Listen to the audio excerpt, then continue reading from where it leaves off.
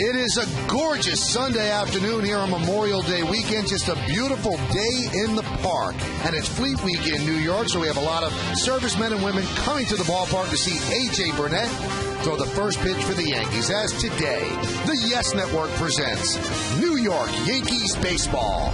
It's the defending world champion New York Yankees against the Cleveland Indians, the third game of a four-game set from Yankee Stadium in the Bronx. Hello, everybody, and welcome to Yankees Baseball. Along with Paul O'Neill, I'm Michael Kay. Well, this has to be a bounce-back day for the Yankees because it was not a good loss yesterday. Joe Girardi actually admitted that when you have a 10-4 lead, you should win the game. Yankees lost 13-11. Here's how it turned out. 24 runs, 26 hits, 12 pitchers used, 402 pitches thrown, and the time of the game, 4:22. So long, it almost imperiled Paul O'Neill getting to the Bon Jovi concert. But this is what really made it long. The Yankee bullpen just did not do the job in relief of CC Sabathia. David Robertson, his lower back acted up. They had to take him out of the game. Then Sergio Mitre threw 3 pitches all out of the zone.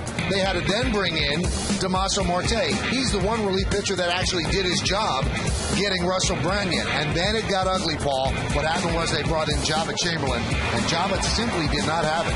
Well, Jabba Chamberlain came in yesterday in the role that he's supposed to that's where you get to Mariano. You get 3 or 4 outs at the end of the game and get to your closer. It didn't work yesterday. And if you see, he got ahead with a lot of fastballs and curveballs. He could not put anybody away. He gave up a lot of hits on 2 strikes where he usually can put those guys away. Tough day for Jabba Chamberlain. Tough day for everybody. Look at the bullpen, how they did. As I said, Marte, the only guy who did his job, but Chamberlain's numbers, not good at all. A third of an inning, 4 hits and 4 runs, and in his last 5 games, he's 0-2. He's given up 11 hits and 11 runs in 5 innings pitched. The Yankees need to straighten him out because, as Paul said, he's the bridge to Mariano. Well, A.J. Burnett has to give the Yankees some length today. A little short in the bullpen. When we come back, Paul O'Neill will talk about A.J. Burnett's last outing. That's on segment 2.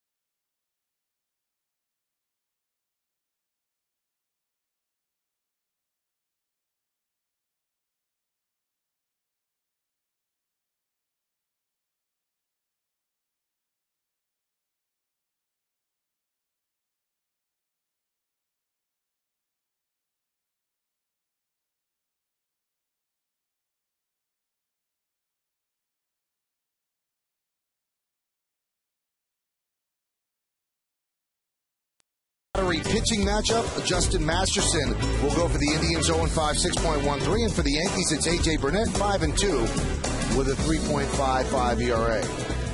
Welcome back to Yankees Baseball, everybody. You know him. That's Paul O'Neill. I'm Michael Kay. We're minutes away from the first pitch of this Sunday afternoon Yankees-Indians tilt. Let's talk about A.J. Burnett a little bit. Obviously, the second pitcher in the Yankees starting 5 after Sabathia. He's had a nice year so far. Last time out, he pitched very well. Yeah, 5-2. He had 5 shutout innings in Minnesota. And he's coming off a start kind of a little different. Phil Hughes, the first game of the series, was looking for a bounce-back start.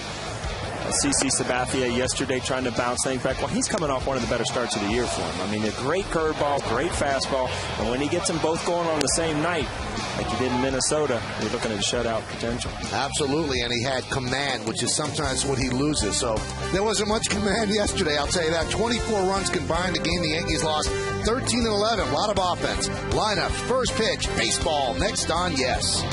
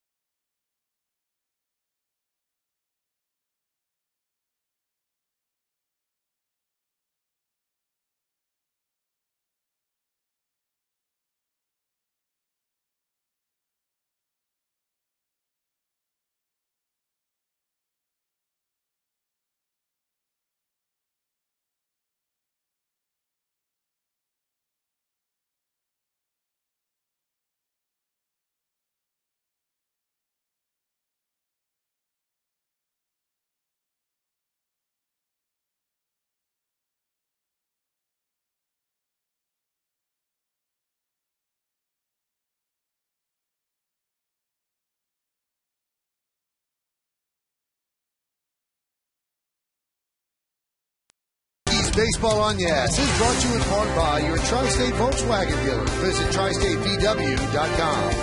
By Hager, established 1926. Your own great moment starts at Hager.com. And by IOTV. IOTV offers you incredible HD picture and sound. HD is free with IOTV. A little Major League Baseball is going to get thrown around the ballpark today. The Yankees and the Indians hope is not as frequently as yesterday. A lot of pitches thrown, a lot of minutes certainly were taken to complete that game. Again, the Yankees lost 13-11. A.J. Burnett starting his warm-ups, and here's a look at the Indians starting lineup that he'll face, presented by Lexus. Trevor Crowe, the center fielder, will lead off, batting second. Playing right field, Shin Soo Choo. Travis Hafner, the DH, will hit third. Cleaning up and playing left field, Austin Kearns. Russell Branyan at first base will bat fifth. Batting sixth and playing third base, Johnny Peralta. Luis Valbuena, the second baseman, will hit seventh. Batting eighth and catching, Lou Marson. And Jason Donald, the shortstop, is going to bat ninth. A.J. Burnett's going to get the start for the New York Yankees. Burnett, so far this year, is 5-2 in 10 starts, 3.55. More than a hit per inning, but not much. 45 strikeouts, 24 walks. Opponents hitting 270 against him. And Paul, let's take a look now at the scouting report on Yankee starter A.J. Burnett. Well, he digs the new digs. I mean, he likes the new Yankee Stadium. 8-4 with a 3.14, including the postseason last year. You know, bad history. For some reason, he hasn't matched up well against the Indians. He's 1-4 with a 6.69 ERA. The new battery, this is strange. We'll see how this comes about early in the game. This is the first time that A.J. Burnett and Chad Muller have hooked up as a battery. We'll see if this battery has any life, and obviously A.J. Burnett has to give the Yankees some length today, especially with the state the bullpen is in right now. Let's take a look at the Yankees defense behind A.J. Burnett. They're going to help him out. Gardner, Grammerson, and Swisher left to right. Rodriguez, Jeter, and Cano. And then Teixeira third to first. Moeller behind the plate. And Burnett is on the mound. And that defense brought to you by Mercedes. Indians come in at 18-29. And the Yankees come in at 29-20. Trevor Crowe digs in. He's ready. A.J. Burnett is ready. And let's do it here in the Bronx. The first pitch is a fastball strike, and we are underway. Hear that pop on the fastball on a beautiful sunny day, Michael? Huh? Nice. Can hear it all the way up here. Let you know that you were at the ballpark early. And the 0-1. Fly ball left field. Gardner drifts back. Still back. Still back. Boy, that ball traveled. He makes the play on the warning track. 1 out. Well, you're getting close to summertime baseball here. You know, you're 80 degrees, sunny weather. Ball carries a little bit better. And you also see that Brett Gardner's going to fight that sun a little bit in left field today.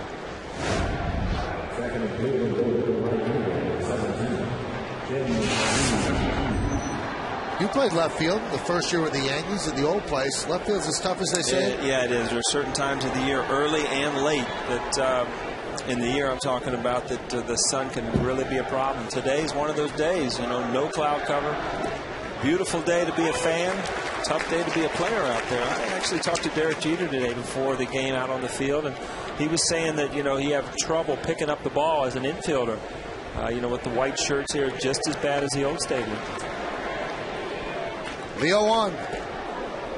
And Shin Soo Choo skips out of the way. Yankees have taken care of Choo, who's really one of the Indians' best players. Held him hitless so far in the first 2 games. In fact, he's 0 for his last 13. There's one guy who didn't get in the party yesterday, 0 for 6. We talked about it yesterday, probably their best offensive player all around. And now he's 0 for his last 14. Teixeira will take it himself 2 away. You see that good sink on Burnett's fastball there, and you know, that's a ball as a hitter, even with a good swing, that you really can't handle. It just feels like you're hitting a shot put. There's so much movement, it makes the ball so heavy as soon as you make contact. Here's Travis Hafner. He's raised his average quite a bit in the month of May. 24 for 84. That's 375. So he was in the low 200s all the way up to 275 right now. There's a strike. Good velocity for A.J. Burnett early, throwing that one 95 miles an hour. He's usually at 93, 94.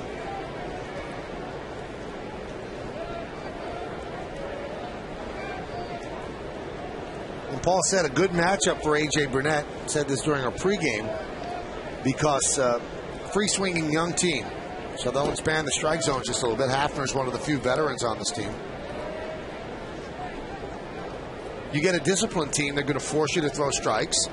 And they're not going to help you with the pitch 2 or 3 inches off the outside corner. The Indians might do that.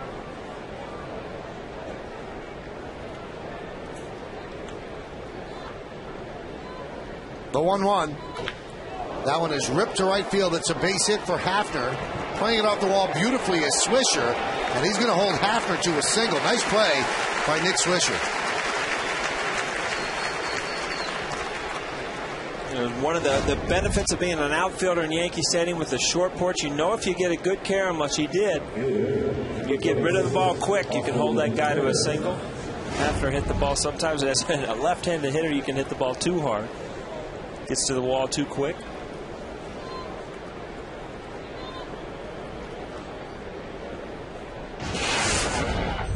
Here's Austin Kearns. 4-game hitting streak for Austin. 7 hits in his last 17 at-bats. Putting together a nice season at 309.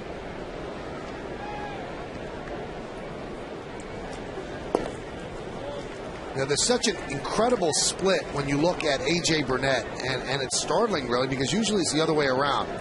Opponents are hitting 143 points lower when there are runners on base than with the bases empty. Bases empty, they hit 336 against A.J. He works out of the stretch, it's 193. I wonder, Paul, with those numbers as stark as they are, if he should consider always pitching out of the stretch. You know, the first thing that comes to my mind when you talk about that is, you know, you don't overthrow nearly as much from the stretch. You don't have a full windup, and he probably gets better movement on the ball. Doesn't try to do anything other than throw a strike. And it's one guy that you would like to just have his stuff and go out on the mound and pitch, because it'd be a lot of fun.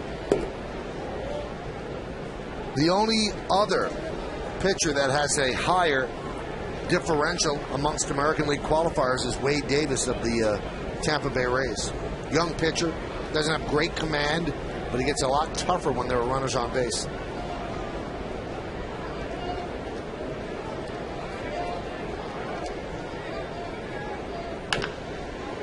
Shattered bat, ground ball foul. Now, A.J. has not had great success against the Indians. 1-4, 6.69. And you see these 5 Indians with some level of success, but each one of them have hit a home run against A.J. Burnett. Every one of those is probably a sinker that didn't sink, you know? Every once in a while you get that little tailing, sinking fastball, and it doesn't sink. It's a good pitch to drive. 2 balls, 2 strikes, 2 outs. Just stays alive on the breaking ball. Hey, let's look at the game time weather conditions. Paul, you always like this. It's presented by Bigelow Tea. Cannot wait. 78 degrees, Paul. 40% humidity. The wind, very insignificant. 9 miles per hour. And although you look at that sky, it says forecast partly cloudy. Not right now, it isn't. Perfect day, don't you think? You know what? This is one that I tell you what. Last December, you were dreaming about days like this. The 2-2. Strike 3. Beautiful breaking ball whispering across the outside corner. No runs you hit, no errors, 1 man left. Indians nothing, and the New York Yankees coming to bat.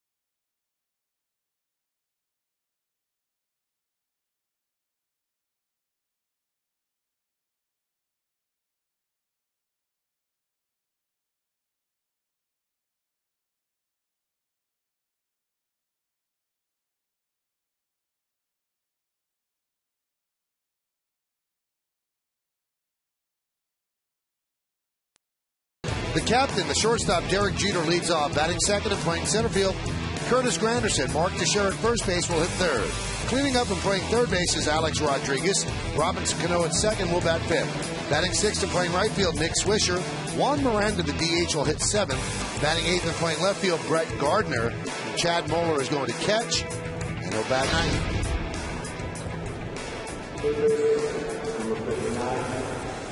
Now it's time for Justin Masterson. Those are his numbers. They're not pretty. 0-5, 6.13. Opponents hitting .321 against him. He has an 11-game personal losing streak. Not good. Let's take a look at the scouting report on Justin Masterson, Paul. Well, lefty's dream. I mean, lefties were hitting .386 against Masterson this year. Maybe we ought to suit up, Michael. Well, you're a lefty. I'll have to watch. I thought you were a lefty. I'm righty. In the park, one of the better things about Masterson this year, hasn't given up a lot of home runs, and he's had 4 straight games without a home run. Familiar foe. You remember this guy with the Red Sox. He was a Red Sox fan, and then he's come over to the Indians in the Victor Martinez trade. A beautiful one by Derek Jeter. Peralta, Fields, fires. Jeter got him sleeping, got himself a base hit. And that extends his hitting streak to 7 straight. Well, good players just have a good feel for the game. And right here, Jeter knew coming out of the on-deck circle, he was probably going to do this. Probably checked down there to see where he was playing. Good bunt.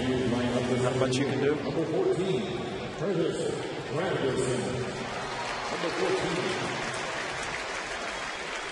Barehanded the ball.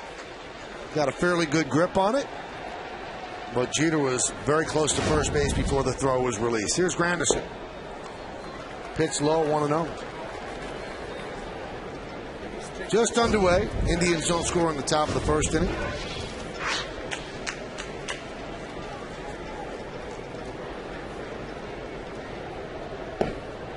And a strike. Good fastball there. I mean, this was another one of those things. When you make a trade, Victor Martinez goes over to one of your better hitters, better players on the team, and then you trade for a young guy. He's come over here. He's 19 starts. He's 1-12. So it just hadn't quite worked out the way the Indians are playing so far. Throws a lot of pitches. 19.8 pitches per game. That's the highest of any pitcher in the American League. 1-2. We got over 400 yesterday, Mike. Yeah. Can't top that today, right? That's a long time to wait for a win. August 20th of 2009. I don't think we could top that, Paul. You know, it's a funny thing because you see pitchers' numbers like that, and a lot of fans will. That one's chopped to third. Peralta goes the second one on to first. Not in time as Granderson really tested previously injured groin and beat out the return throw. Let's take a look at the Indians' defense, brought to you by Mercedes. In the outfield, Kearns, Crow, and Chu. That's left to right.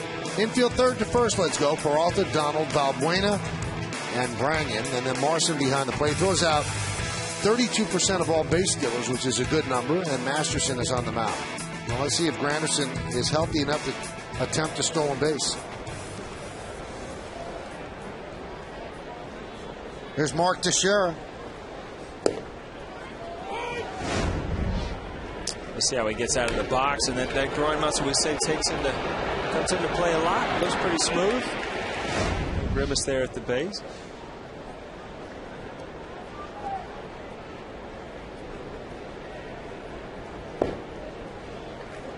Talking to Kevin Long, the Yankee batting coach, during batting practice near the cage, and we were talking about Teixeira. And he said he has more problems lately from the left side, especially on pitches on the outside part of the plate. He's kind of rolling over on it. Mm-hmm. He said on the inside, he covers that ball well. He said pitches on the inside, he's going to hit it hard. And I said, well, how about that whole left side of the infield open? And he said he's struggling. His average is not where he wants it to be. Why doesn't he take it? He goes, you know what? It's the Giambi thing. He said, I'm a pull hitter. I'm a power hitter. He goes, but he should take a couple of those because you know what? Then they're going to start coming inside on him. He said if you keep punching that outside pitch the other way for a single against the shift, either they're going to get rid of the shift or they're going to start to pitch inside. Especially with men in scoring position. That's where you can really, you can knock in a guy from second base with just an easy swing to left field. And it can be really, really effective when they play these funky shifts on you. And Michael, getting back to what I was talking about, him being Owen is waiting for a start to see him drive out in the right field. Granderson was going. Nice diving play by Chu. Granderson gets back. And the point is that, as a fan, if you look at a guy who has not won a game in that long, you think, how can this guy be in the major leagues? You really have to have pretty good stuff. You see Chu, we've talked about his defensive skills, pretty good, solid player.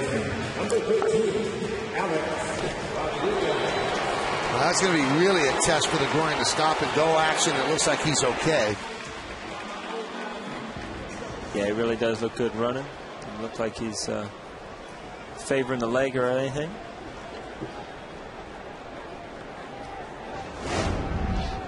Here's A-Rod outside.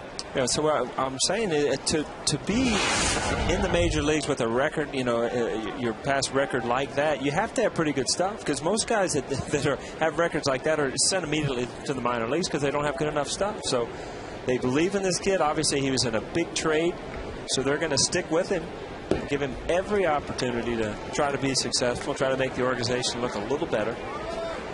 After you get rid of Victor Martinez, who was a great hit. They always say about guys that lose 20 games. If you didn't have good stuff, they'd never allow you to lose 20 games. You can't get that far, right?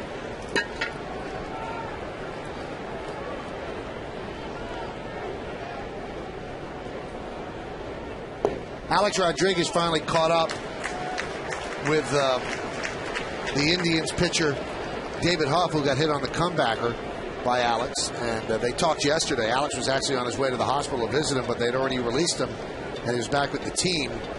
And he said that David had told him, I was going to come get you tomorrow, meaning today. And Alex said, why? He said, because I was going to ask you, that all you got?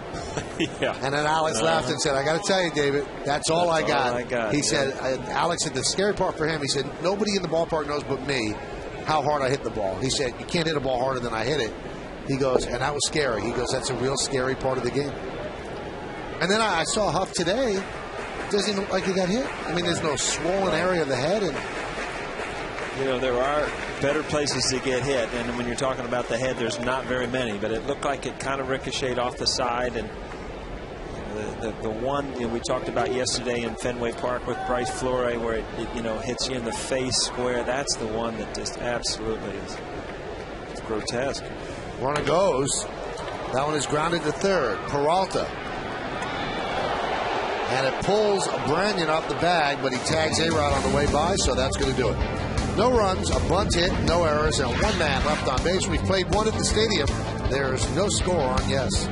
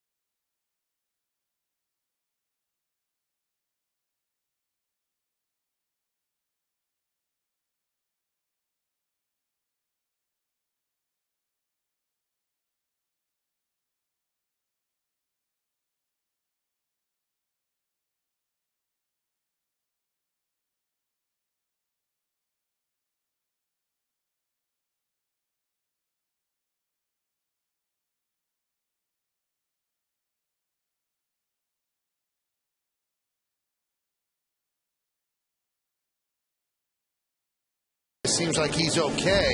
And this is what David Huff wrote on Twitter last night. That looks like more than 140 characters. Anyway, everything is good. Was a little scary, but I'm out of the hospital. I'm with my family. I'd like to thank the Yankees team doctors and our trainers for making sure I was okay. I'd also like to thank the Yankees for taking care of my family. To A-Rod for contacting me. One class act. So I guess David Huff and Dallas Braden feel a little bit differently, but obviously A-Rod was very frightened by what happened, and David Huff showed that he's a really, really tough kid. And they did talk, and A-Rod was actually headed to Columbia Presbyterian when he was leaving the ballpark, and then found out that they had released him. He got the cell phone number from the Indians and called up David Huff and spoke to him on the cell when he was leaving the hospital. And you know what's unbelievable? That there's a history in the Yankee-Indian rivalry of these terrible comebackers against pitchers. And Gil McDougall of the Yankees hit Herb Score in the eye. There's a ground ball to second on the bat of Branyan, one away, and that kind of ruined Herb Score's career. He was a great pitcher. They thought he had Hall of Fame stuff. He stuck around in the big leagues, but he was never the same. And then the only fatality ever in baseball, Carl Mays and Ben Chapman. It was Yankees against the Indians, a comebacker, and I think that was a thrown ball. And obviously it's the only guy who was ever killed by a thrown ball. You know, it's funny because you keep saying comebacker, and in my mind, a comebacker is like, you know, a two-hopper back to the pitcher. I mean, you got to realize that was an absolute line drive. You don't have reaction time. I mean, your body just cannot react when you're going forward toward the plate, react to a ball coming at you that fast.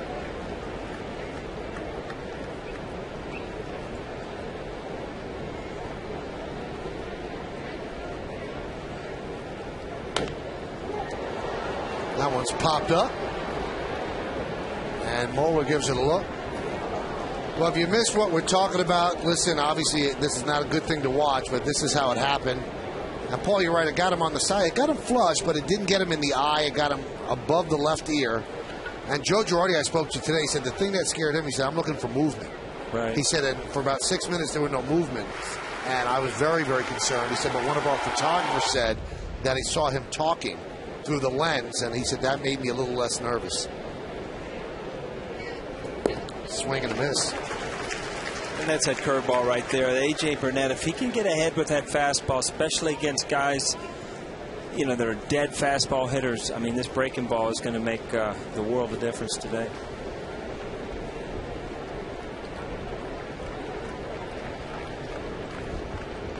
Swing and a miss. Nasty. IOTV offers you incredible HD picture and sound. HD is free with IOTV, the official HD service provider of Yankees baseball on Yes. Again, ahead with the fastball, then two breaking balls. Johnny Peralta, we talked yesterday, dead fastball hitter. He just waves at it. You're not going to be alone, Johnny. That's a good breaking ball.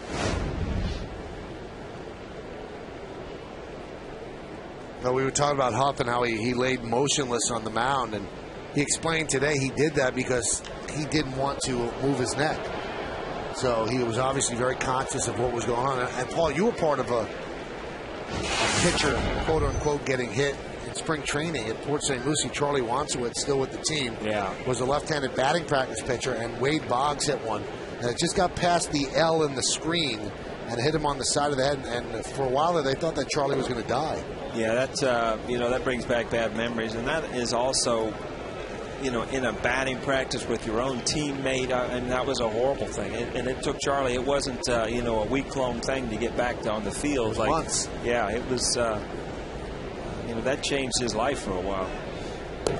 He said, I was talking to him today about it. He said, I remember I insisted on walking off. He said, then I walked off the field and got to the trainer's table, and I kind of went into shock. He said, people told me that the Yankee owner, George Steinbrenner, stood there and held my hand on the table and called up a doctor who was a facial reconstruction doctor who was giving a speech in Japan and made him come back to Florida to perform the surgery. And Charlie, thank God, is okay. Luis Valbuena flies out to center. A 10-pitch inning for A.J. Burnett. The Indians go down in order 1-2-3. We go to the bottom of the second.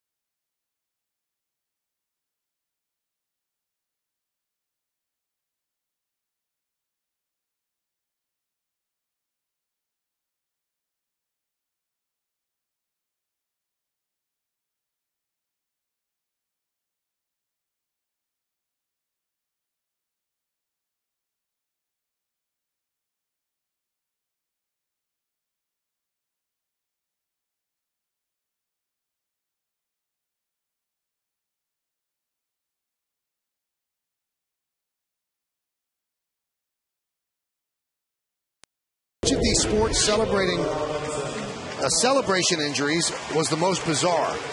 You can text your vote to 58772. Standard text messaging rates apply.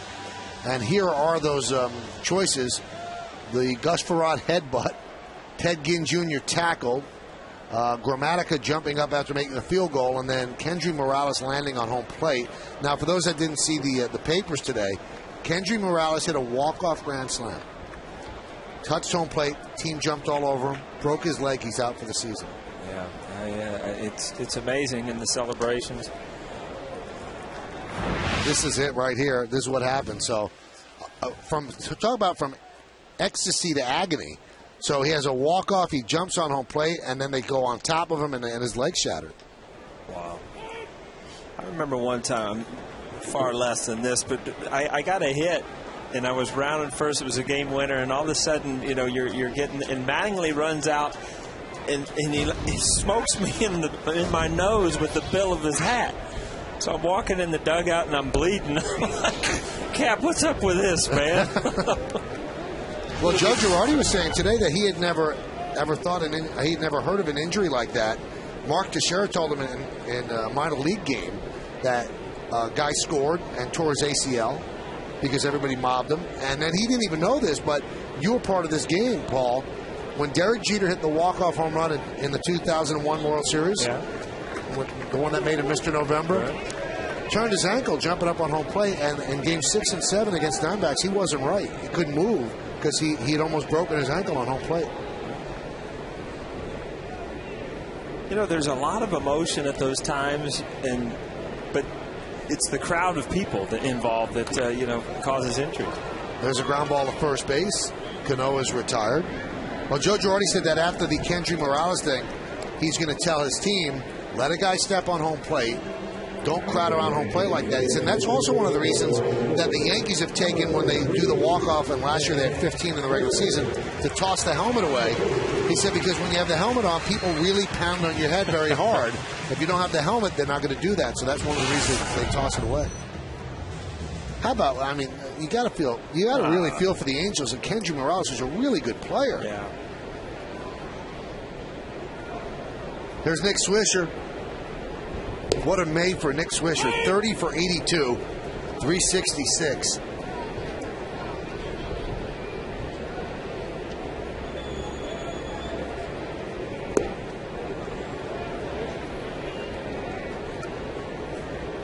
Well, this is what they're going to miss from Kendry Morales, the first baseman. 290, 1139. On base percentage close to 350. Slugging percentage close to 500. Broken leg, celebrating a walk-off grand slam. Wow. How ironic he couldn't walk off after his walk-off. There's a ground ball to first. Branyan will flip to Masterson. Paul, you wanted to also continue what happened with Charlie Wands after that comeback off of Boggs. Now that you brought it up, I remember that. And the thing was, it was early in batting practice, and most of the times when people get hit, they take them off and you continue. And I can remember I was in the group hitting, and it was just like, they were trying to run somebody back in, finish batting practice. Like, that's it. Everybody just like, enough for today. We went into the clubhouse and came out later, obviously, and played the game. But, those injuries to people that you care about, people that are on your team, they're upsetting. And Charlie's the nicest guy and works so hard, and he's been with the organization so long. He was just a kid then. And, now he has a wife and family, so thank God he's okay. As a bat goes flying into the stands off the hands of Miranda. Little guy got the bat. Looks like he's okay. You see that little kid's hat where the bat landed? The Yankees are going to be wearing that hat tomorrow. It's a sharp-looking cap for Memorial Day, and they're going to see if little Levinson is okay. But he, it's a white hat with the blue bill and the red, white, and blue interlocking NY with the stars and stripes. Wow, I haven't heard the interlocking NY from you in a while, Mike. TV, I can't describe it. But that's a good-looking lid, man. That was a ground ball up the middle and a base hit for Juan Miranda. But anyway, the Yankees will wear that hat tomorrow. All Major League teams will wear it to honor Memorial Day. So the second hit against Justin Masterson. We'll sinker away. Good piece of hitting. Don't try to roll over and pull it to the second baseman. Kept it up the middle. Just out of reach.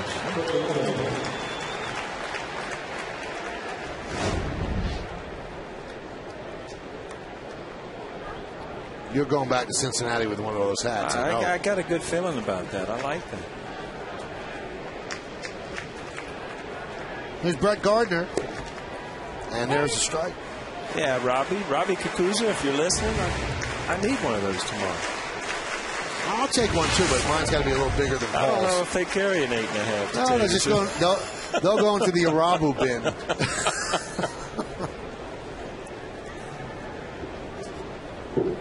The 0-1.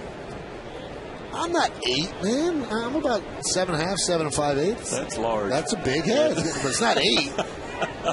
It's borderline. It's getting there.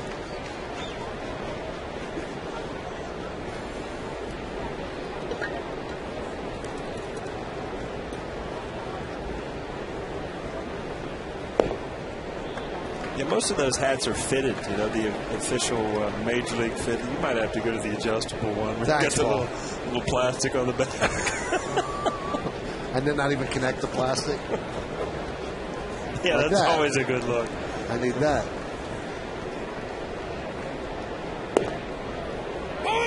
Count 2-2. Wow. Doug Eddings is in good voice today.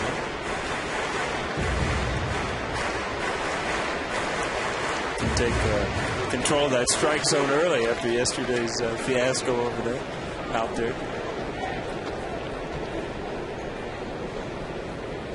There's one guy that Brett Gardner all of a sudden is getting that feeling of an everyday player. Oh, he could not hold up. C.B. Buckner had to get involved, didn't he? Well, he did. He punches out Gardner, and that'll do it in the second. No runs to hit, no errors, and one man left. Did he go? Probably did. So C.B. Buckner.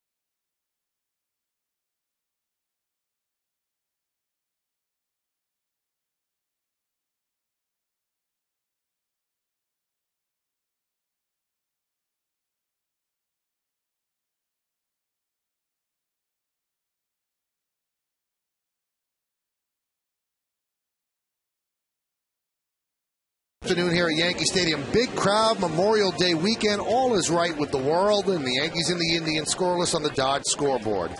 And the third inning means we get a chance to talk to our colleague Jack Curry, who is down in the camera well, third base side, looking resplendent in a summer suit. Jack, how you feeling? Good? You look good. Thanks a lot, Michael. Feeling great down here. A little toasty, but beautiful baseball weather. All right, now how about Posada? Is he feeling great? Obviously still on the DL, but he looks like he's ready to roll. He wants to play. I tell you, Michael, the Yankees should be encouraged about this because Jorge Posada was speaking very optimistically about his situation before the game. He talked about needing to take batting practice, then needing to test himself by running. He wasn't really high on the idea of then going out on a rehab stint, Michael. He wants to come back soon. He's eligible to come back on Tuesday, so I figured the Yankees might give him a few days. I said, do you think perhaps next weekend in Toronto you could be a player? And he said, no, I'm looking to play earlier than that. And earlier than that would be the Baltimore series here at Yankee Stadium. He took batting practice out here, as you mentioned. They want to see him run on a treadmill, then out on the field. And Joe Girardi actually had a pretty good line, Jack. He said, this is not a player that we really have to be concerned about speed. Right. Unlike Granderson, who's going to have to use his legs for a lot of what makes him a good player, they're not worried about Posada's speed. I think they're worried about him being able to move and move well enough that he's not going to injure himself. But again, good news, Michael. It'll be interesting to me to see if there's any back and forth between the Yankees. If Posada wants to come back on a certain day, they might have to restrain him a little because you know the Yankees have a habit of, okay, you're ready, but let's wait another day or two. Well, the Yankees have missed him, Jack, because that switch hitter really lengthens the lineup and gives Girardi more balance at the bottom of the order. Absolutely, and they need him back. Let's face it. I mean, Chad Moeller is in there today because they're giving Cervelli a day off, but they need Posada. Now, the Yankee universe actually hooked up with the Steven Strasburg universe last night, but at the AAA level. Tell me what happened there. I'll tell you what, a good night for the Scranton-Wilkes-Barre Yankees. They actually beat Steven Strasburg and Syracuse 3-2. Strasburg, of course, is probably the most hyped minor league pitcher ever. This guy throws close to 98, 99, Michael, and the Yankees beat him 3-2. So I had the chance to talk to Rene Rivera. He's a catcher at AAA for the Yankees, who they just signed out of independent ball. He had a home run off Strasburg in one of his 2 at-bats, so I asked him for a scouting report. And, Michael, he was talking about it as if he was giving a laundry list for going to the supermarket. But he said, yes, fastball's about 98 or 99. Great curveball, great changeup. But he hit a 3-2 fastball the other way, so he was pretty excited. Now, from what you hear, Jack, is Strasburg's next start going to be in the big leagues or one more in the minors as Marson, who's had a good series, lines a single left? From what I've been hearing, Michael, is the Nationals are going to play it safe. I think he'll get another start at the minor league level. And I believe the date that they're targeting, that everybody seems to be pointing towards, is June 8th. We know the Nationals want to start him during a homestand. They're home from June 4th to June 10th. They want to get the bang for their buck. They'll sell out on the night that he pitches, Michael. He's that good. Rivera, by the way, is a guy who's had some time in the minor leagues. He played with Seattle. He's had about 50 or so games in the minor leagues. He compared Strasburg's fastball to Felix Hernandez's. Pretty amazing stuff. Now, speaking of pitching, another perfect game, the second one of the season. First one from Dallas Braden and Roy Halladay yesterday as well for the Phillies against the Marlins, 1-0. Yankees might get a chance to see Halladay. I'll tell you what, Michael, those 400 pitches we saw yesterday here weren't enough for me. When I got home, I tuned in. I caught the last 4 or 5 outs of Halladay's perfect game. And the way he was pitching, Michael, I know you can't really predict this stuff. I think he could have gotten 10 more outs. But you're right. If things stay the way that they are and he pitches every 5th day, he would pitch against the Yankees in the series opener on June 15th against the Phils. There's a push bunt, and it's foul. It's funny, Paul, we were both at the Bon Jovi concert at the new Meadowlands Stadium, and Jack wanted to make me feel like I was missing something, and he texted me and said, tell John Bon Jovi Roy Halladay just pitched the perfect game. Yeah, I got the same text from my son, not to tell John Bon Jovi anything, but just Roy Halladay pitched a perfect game with an exclamation mark. Well, he's a sports fan, Michael. I figured, in between a song or two, he might let the fans know. I'll tell you what, though, Jack, I didn't have the close proximity to John Bon Jovi the way Paul did, so you should have texted Paul. I think he would have gotten it to him. You know what, Jack? Last time I went to a concert and sat behind Michael, I couldn't even see the stage from the back of him, so I had to get better seats this time. And there's a bunt by Jason Donald, and it is a successful bunt, so moving to second is Marson. Jack, we went to school together. Can you defend me on that one or not? Well, once O'Neill gives me his cell phone number, then I'll be able to text him. Good stuff, Jack. We'll talk to you later. All right, guys. Thanks. All right, Jack Curry will be with us on the post-game show with Bob Lorenz. So, you had good seats yesterday. Not so bad. Yeah. My wife takes care of this. She doesn't like to buy the upper deck seats. She knows how to live. So runner at second base, and that is Lou Marson. They're going to score that a sacrifice successful. They score at 1-4, and that's Marson at second with Trevor Crowe at the plate. No score, top of the third.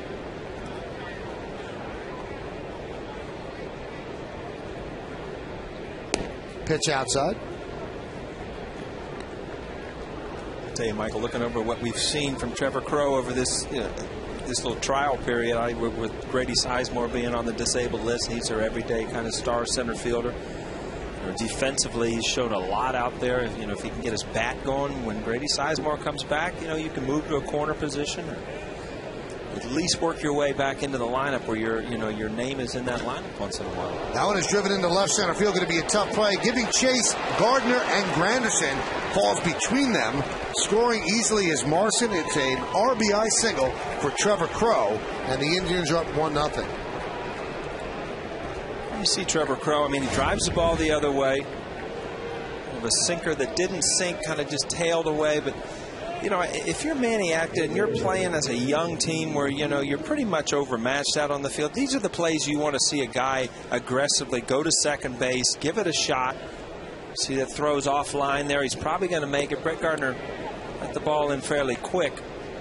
But, as a young player, you'd much rather see a guy make an aggressive mistake than always be safe and not go for that extra base.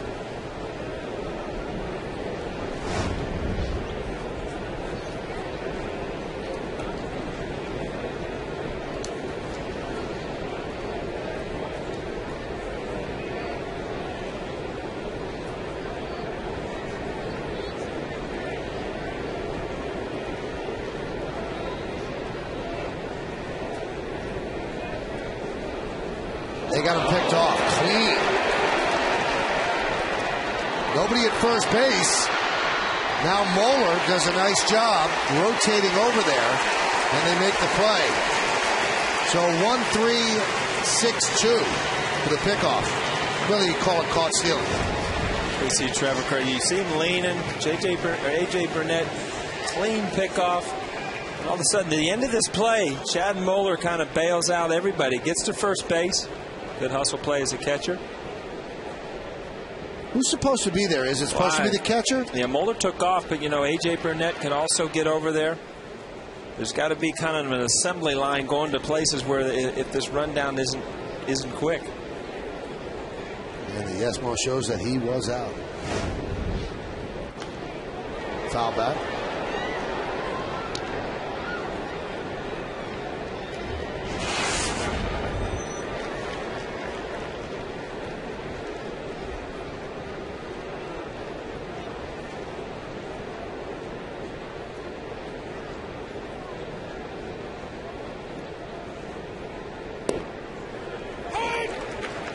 There's a strike, 1-2. There's really, you see Trevor Crowe get picked off first base, but it was caused by kind of a mistake by not going for second on that ball in the gap. And, if you stretch that into a double, then you don't have to steal second base. And these are the things that, certain times in the game that you try to take the extra base. And especially with that ball, I mean, out in left center field, Gardner, a left-hander, is kind of reaching across his body. It's going to be a tough throw for him to go into second. There's things you kind of store in the back of your mind, so if you get in that position again, you don't hesitate.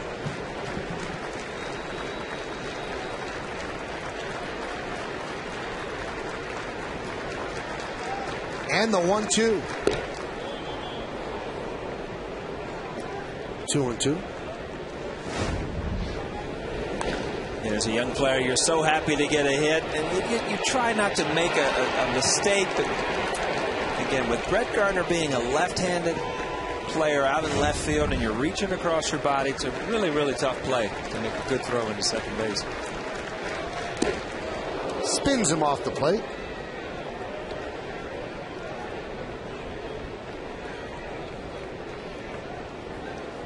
Shelley Duncan over there going to give some advice to somebody. I think he likes to talk, right? Loves it. Yeah.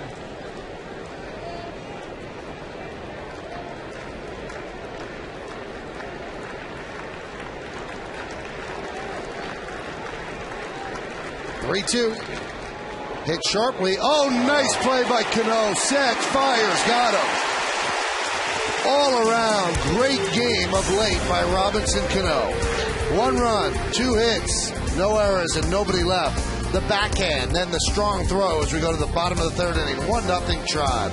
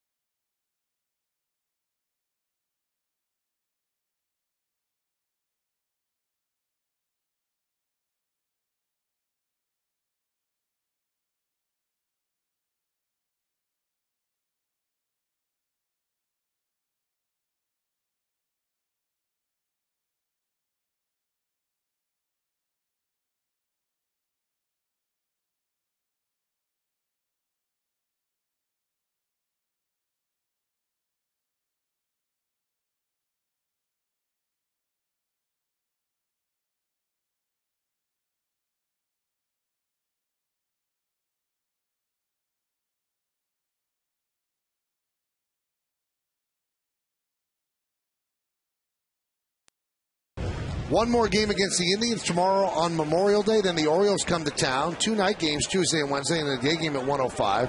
Then the Yankees hit the road, 3 in Toronto, and a day off, and then 3 in Baltimore.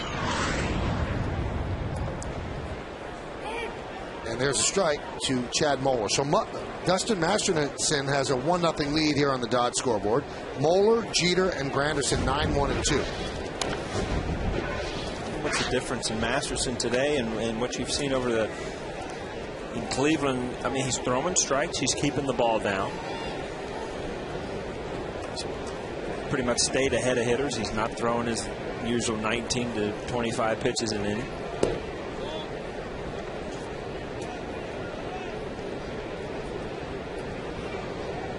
Nice exchange. Moeller and O'Neill behind the batting cage. Moeller got back to his hotel room and turned on the TV, and the Yankee game was on Yes, the replay. And I guess that's when you were saying, you just come up from the minor leagues first about that ball's got to stay fair. That's right. And he said, I couldn't agree with you more. His first at bat on Friday night, he hit a long drive down the left field line that just hooked foul. The 1-2. 2-2. When asked today, why is Cervelli sitting again? Joe Jory said, I can't kill the guy. He said, I can't play him every day. It was a 4-hour-and-a-half game yesterday. He said, I can't keep running him out there. He said, we got to keep him healthy, as Moeller could not hold up. You see that good movement there. And when you lock up a right-handed hitter as a right-handed pitcher, you know you've got that good tail, that good sink. That ball right there is going to give a lot of right-handers a lot of trouble.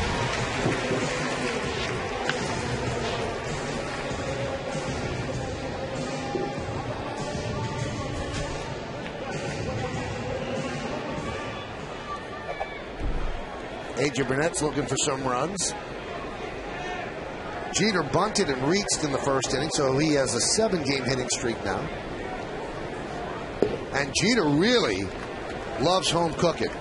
Coming into this game here in Yankee Stadium, a 378 hitter, and on the road a 234 hitter. And that's why he's under 300. The Yankees have played a lot of games on the road so far this year. It'll all even out. Fouled away. You think? At the end of the year, you think there'll be 81 home, 81 away? Unless there's some unforeseen rain out that's not made up yet. I'm pretty sure on that.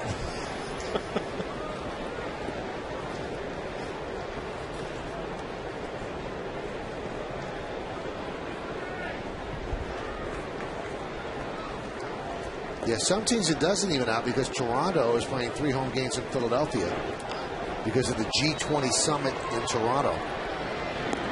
As Jeter grounds out to Peralta. 2-away. Hey, this moment in Yankees history brought to you by Johnny Walker. Demand greatness in every sip and every season. Johnny Walker, proud sponsor of the New York Yankees. On this date, 1935. Lou Gehrig collects his 2,000th hit of his career against the Senators in Washington. You see this little guy here, Michael? Yeah. That guy, he looks like he's just strutting around there, right? Have you ever seen him run on the scoreboard? That little scoreboard that goes around Yankee Stadium? I have seen that. He's got wheels. That guy can run.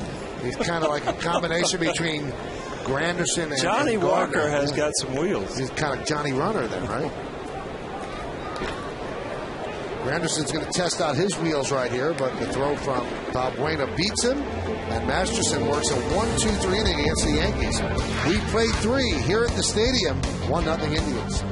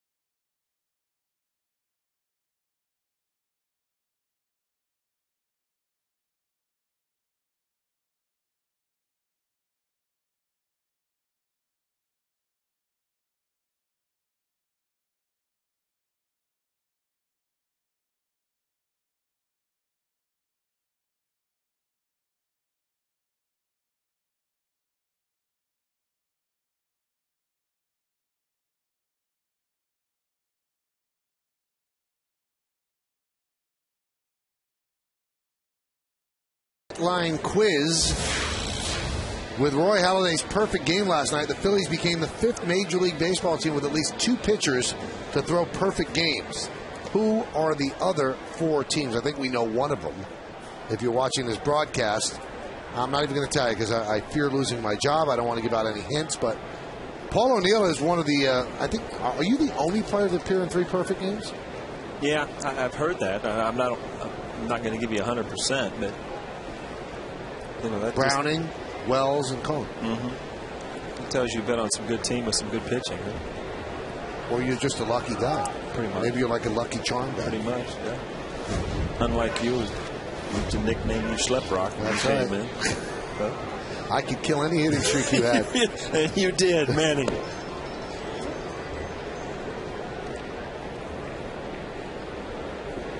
Now, Alfredo Griffin played on 3 losing perfect games. That's Schleprock. Okay, that's not me.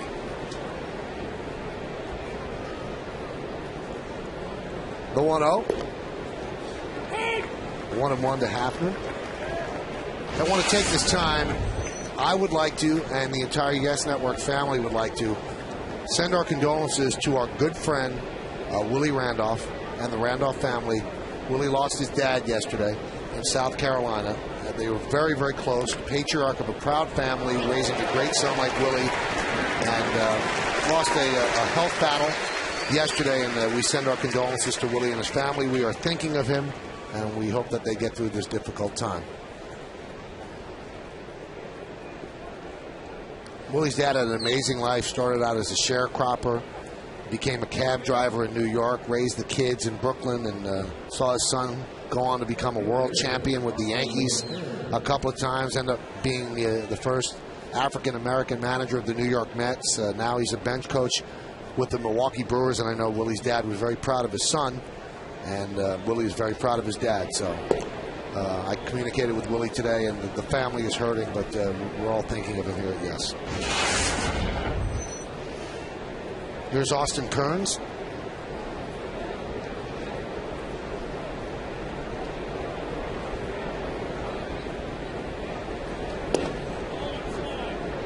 2-0.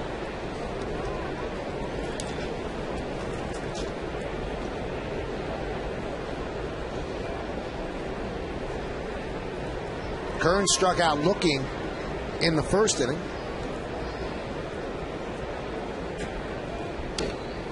Foul back.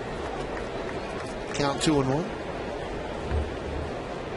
Standing by the batting cage today, you felt like playing, didn't you? I'll tell you what, you walk out on a field on a day like this, and then you read Masterson's scouting report on how good left-handers hit. Yeah, you do get a little itch to grab the bat.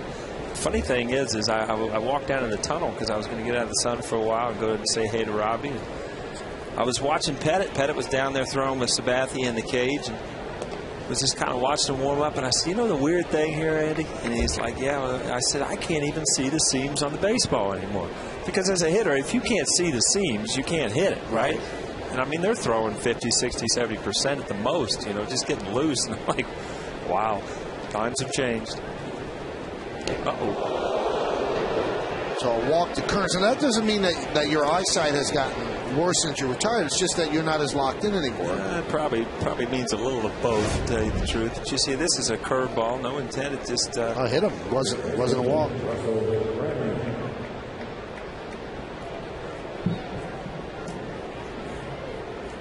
That's going to bring up Russell Branyan. Let's take a look at the Home Depot hitter scouting report, Paul. Well, Russell Branyan, I mean, he's here for one thing. This is a comfortable spot for him. He's done really well in New Yankee Stadium, hitting home run, limitless power. I mean, if you watch this guy take batting practice, he'll hit him as far as anybody in the league. And kind of he was a high prospect. He started with the Indians, promising prospect, but then he played with 7 different teams before he's come back, full circle, back to the Indians, trying to fill a void and add some power.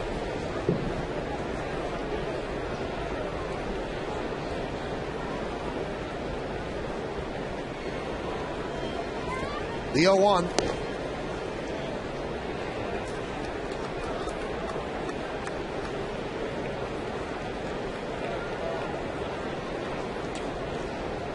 What was your feel last night at the stadium? Can you see the Giants and the Jets crowds? I mean, is that place going to be live, loud? Well, the sound system was great. I'm not sure how it's going to be with fans, how it's going to hold the sound. But they held the sound for Bon Jovi very well. Pretty neat, big screens. And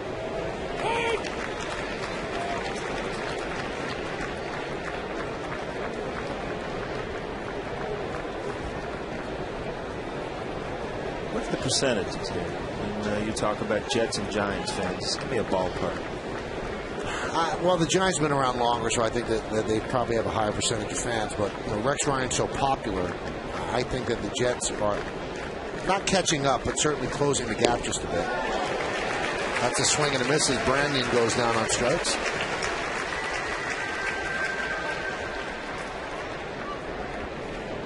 And it's always worked out this way, Paul. Yankee fans are Giant fans because the Giants used to play here. And Jet fans are Met fans because they used to play in Shea Stadium. For the most part, I don't want to say always a total broad stroke of the brush, but it seems like most of the time. You a Brown fan or a Bengal fan? Well, I live in Cincinnati. I used to like the Browns more back in the days when they were good, but Cincinnati had a pretty good team last year. And it's so easy as a hometown person when a sports team does well to jump on the bandwagon. It's amazing how sports teams can just change the way cities feel. I mean, people have a good feeling. They're talking about things, and take it for granted sometimes, especially as a Yankee fan, that your Yankees win year in and year out. It's a hard thing for an organization to do. Runner goes. That one is hit deep to right field. Going back is Swisher. Ball carrying today, and he makes the play. Also forgets how many outs there were as he fires the ball in. That was the final out, and he is laughing right now. He got caught up in the excitement of making a splendid play up against the auxiliary scoreboard and right. Catch it, Nick, and then hurry up and fire it back in.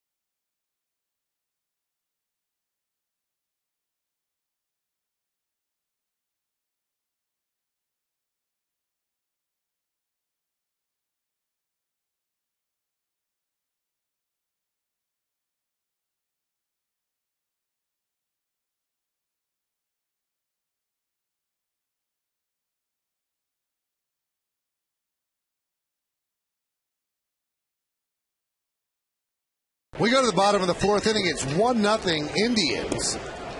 And leading off Mark Teixeira, he takes a strike.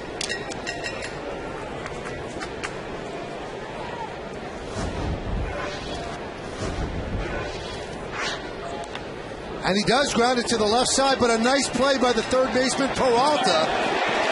And the throw pulls Brandon off the bag. I think that Mark really tried to do it that time. I think he's so frustrated, he said, let me pick up a cheap hit here. I think he was walking through the clubhouse a couple innings ago, and he heard Michael Kay say, you know, I agree with him. I'm going to shoot one over in the hole. Good play here. Hatting with a great throw, but obviously scored a base hit.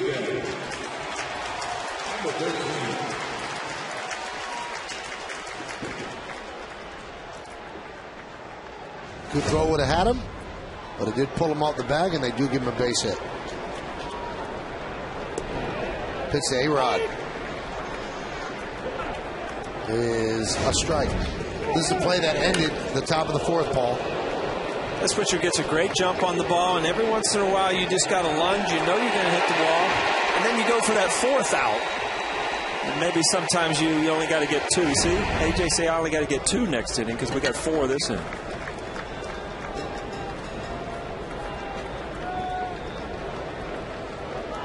Final leap, and you see there, now you know you have the ball, now you know you're getting hit. And it really does, yeah, you can laugh about it now, but boy, after the game, all of a sudden that back gets a little stiff.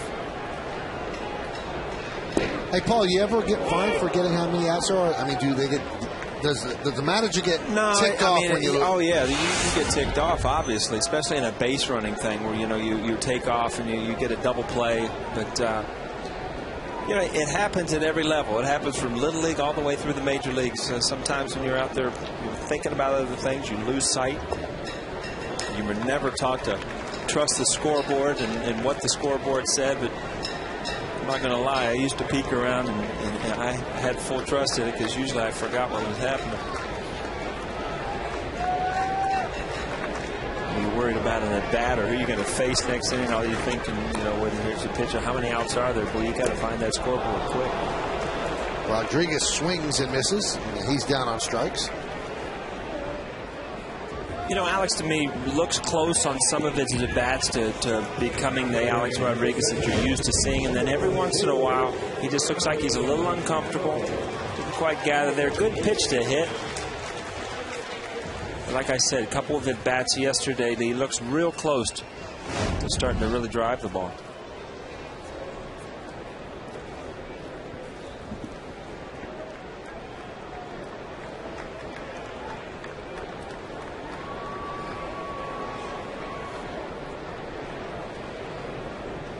Cano drives one deep to left center. Crow back, still back, looking up. It's off the wall. Teixeira had to hold up to see if it was going to be caught, so he'll move to third. A double for Cano. A 13-game hitting streak for Cano. And boy, he has a lot of power the other way, Paul. You know what? You get sick and tired of just talking about how good this guy is. But I mean, look at this pitch. Is out of the zone, up and away. Don't try to pull it. For a left-handed hitter, you know, just to drive the ball 399 feet the other way. He's going to get to the point where he gets to second base. He's a little disappointed he didn't hit the ball out of the ballpark. I mean, he is that locked in. Great approach at the plate. He's not going up there looking to pull or looking to just seeing the ball, hitting what they give him. And he still has that good smile.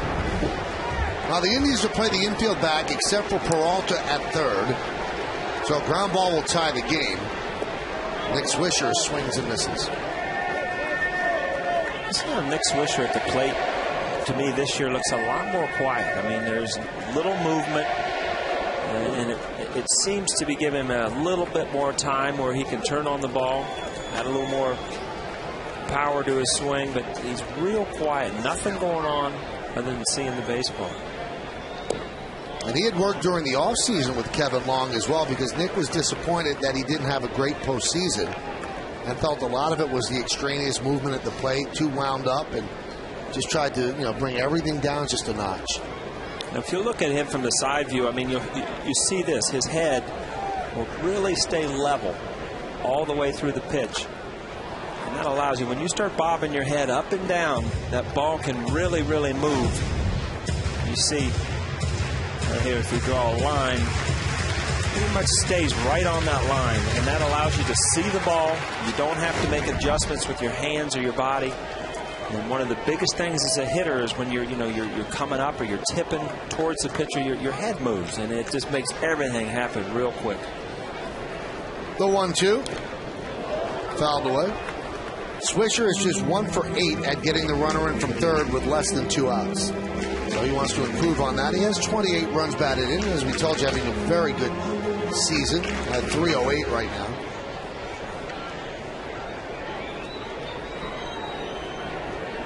Michael, I told you it's scientific that when you make a great play out there, you always hit the next inning. You told me it doesn't work that way. Usually you lead off. See?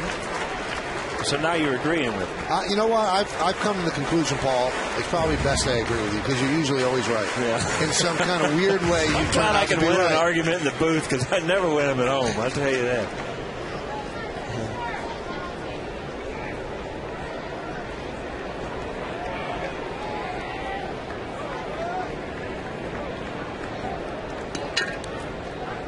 Two balls, 2 strikes, 2 on.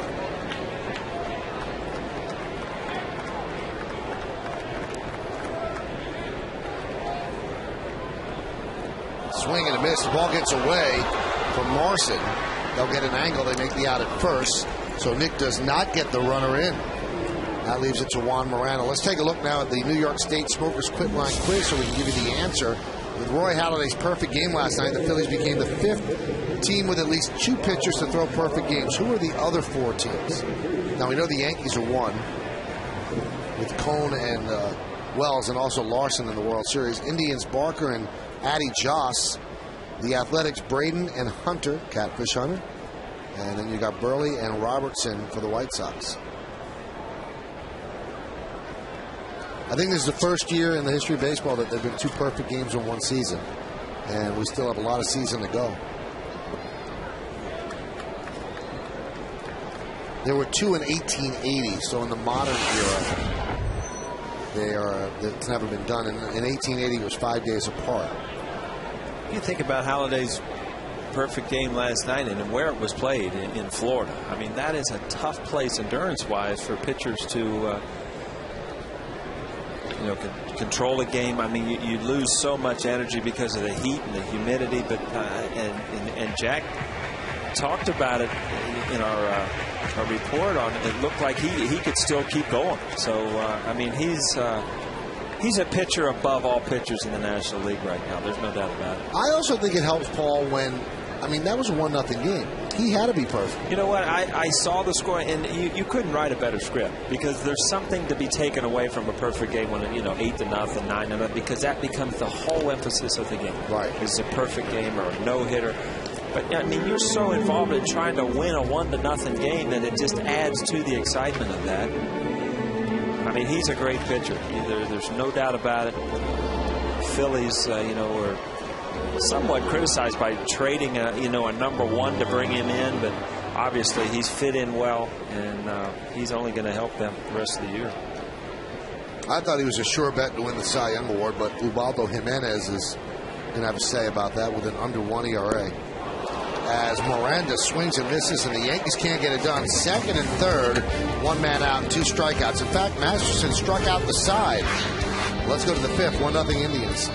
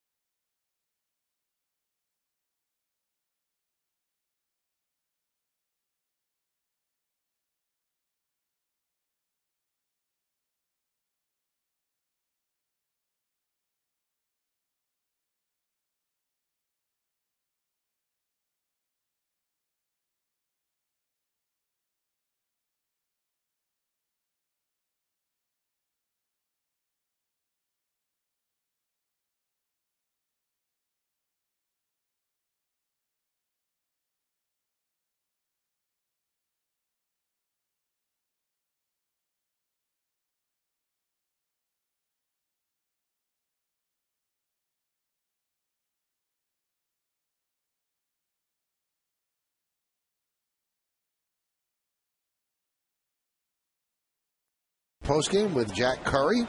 So you want to stick around for that. It's a hot day here in New York City. But today after the postgame, don't miss a new WB Mason Presents The Joe Girardi Show as the manager breaks down the week's series against the Twins and the Indians. And afterward, it's a fun-filled new episode of Yankees on Deck presented by Tops Attacks. It all starts today after the postgame. It's only on Yes. Are those both your shows? You do those too? No. Tops Attacks is Outlighters. Oh, okay.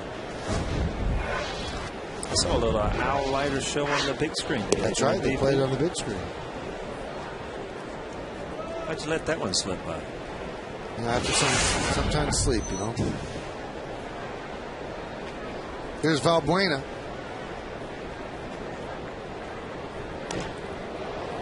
Fly ball center field. Granderson is there. And there's one away.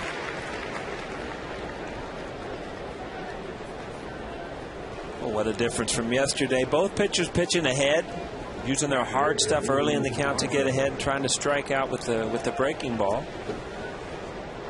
Burnett has missed with a few pitches, but not many. He's thrown the ball well. Masterson, you just get the feeling that sooner or later the Yankees are going to break through. There's Lou Marson. 4 hits and 9 at-bats in this series. And there's a strike. He had 3 hits yesterday, 3 doubles. And 3 runs batted in. I talked to Joe Girardi because so many people questioned the way the bullpen was employed yesterday when they scored 7 runs in the 7th to take the lead. And I said, why'd you have Mitre warm up and throw 3 pitches and then take him out? He said, well, once they brought in Branyan can't hit lefties. He said, well, what is Marte out there for? He said, I've got to bring him in that spot. He said, Branyan hits righties very well. He said, so although I had Mitre warmed up, he didn't get the guy out. Once they countered with Branyan, I have to bring in Marte at that point. There's a fly ball at the bat of Marson, and Swisher is there. Let's take a look at tomorrow's starting pitchers, brought to you by Fios TV, Internet, and Phone. This is Beyond Cable. This is Fios. A big Monday, Memorial Day matinee, starting at 12 on Yes. Mitch Talbot, who has good numbers for the Indians this year, 6-3, 3.73. And Andy Pettit, off to a great start, 6-1, 2.62. So a good Memorial Day here in New York City. Noon is the batting practice show. 12:30 is the pregame. 1:07. That man's going to throw the first pitch.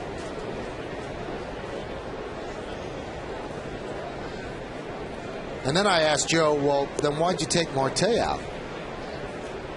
Why couldn't you let him stay in instead of bringing in Chamber? He said, because Groot Solana hits lefties well. He said, sometimes the 8th inning arrives earlier. He said, I thought that was a spot that Jabba had to get out of it. So that's how I explained using those pitchers the way he did. You know, you look at a manager's job is to put people in positions that, you know, they're accustomed to doing. Jabba's accustomed to getting those big outs late in the game. And, you know, if Jabba has his good day out there and then shuts the Indians down at the end of the 7th and 8th inning, then nothing's said. You look at the manager and you say, boy, you used your bullpen well. But, you know, when things backfire and, you know, people don't have the days that they're accustomed to seeing them have, then you got to answer the question.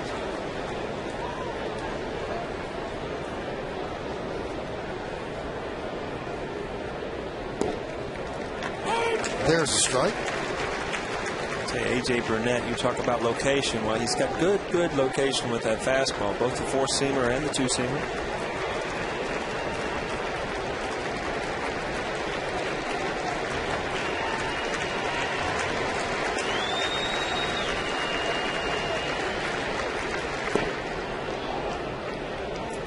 It's almost textbook pitching when you get ahead with your good fastball in the corners and then you go for your strikeouts with the slider or the breaking ball.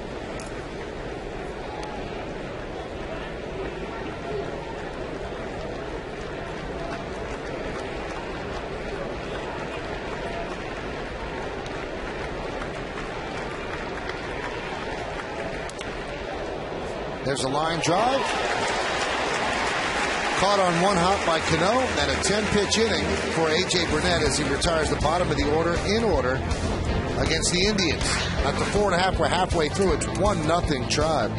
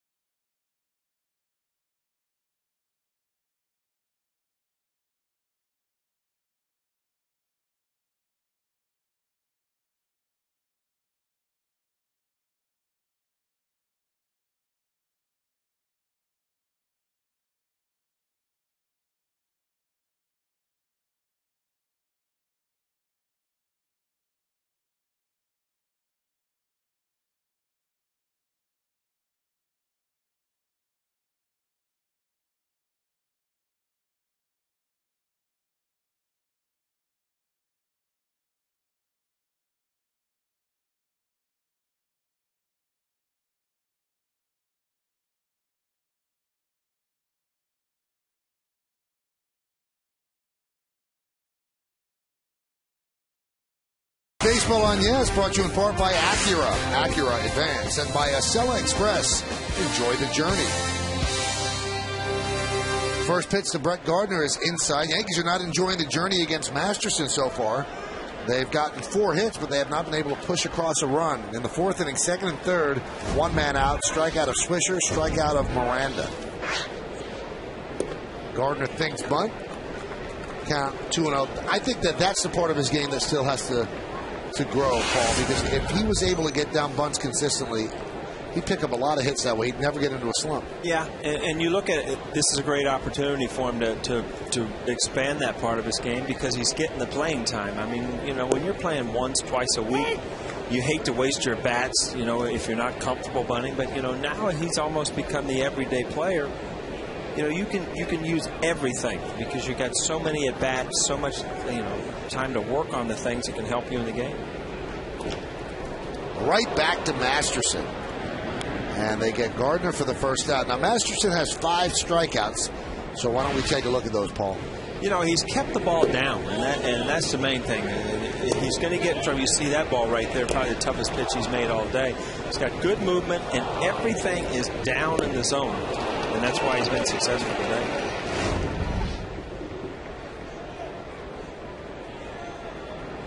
Side view, he looks a little bit like David Justice. David Justice action on the hill. Huh? Yeah. There's a strike to Chad Moeller.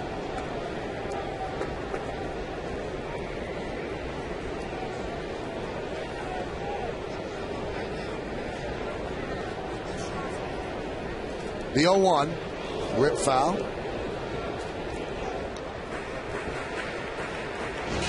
See Chad Moeller getting a steady diet of that boring sinker in on his hands.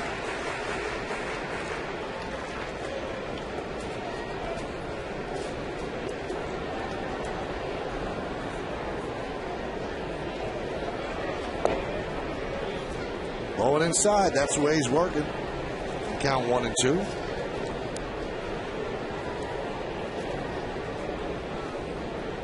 Starts for Cleveland, 1-12, but they're shutting down the Yankees right now and putting down Moeller on the breaking ball.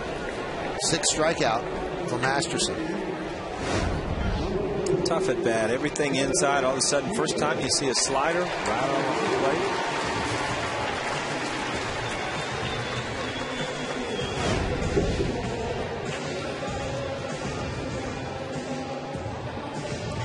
Now there's David. I'm telling you, I think he looks like a little likeness. Yeah. In the eyes, definitely in the eyes. Pitch to Derek Jeter. It's a strike. No, this cannot be an indication of how Masterson throwing the ball all year, but you know, you just look how confident he is today. Throwing his fastball early in the count for strikes, and slider right there, right on the black. All of a sudden, if you're Manny Ackley, you're saying, you know, who is this guy? And he's so far, you know, the bottom of the 5th inning, he's shutting down the New York Yankees like they're not taking bats up there.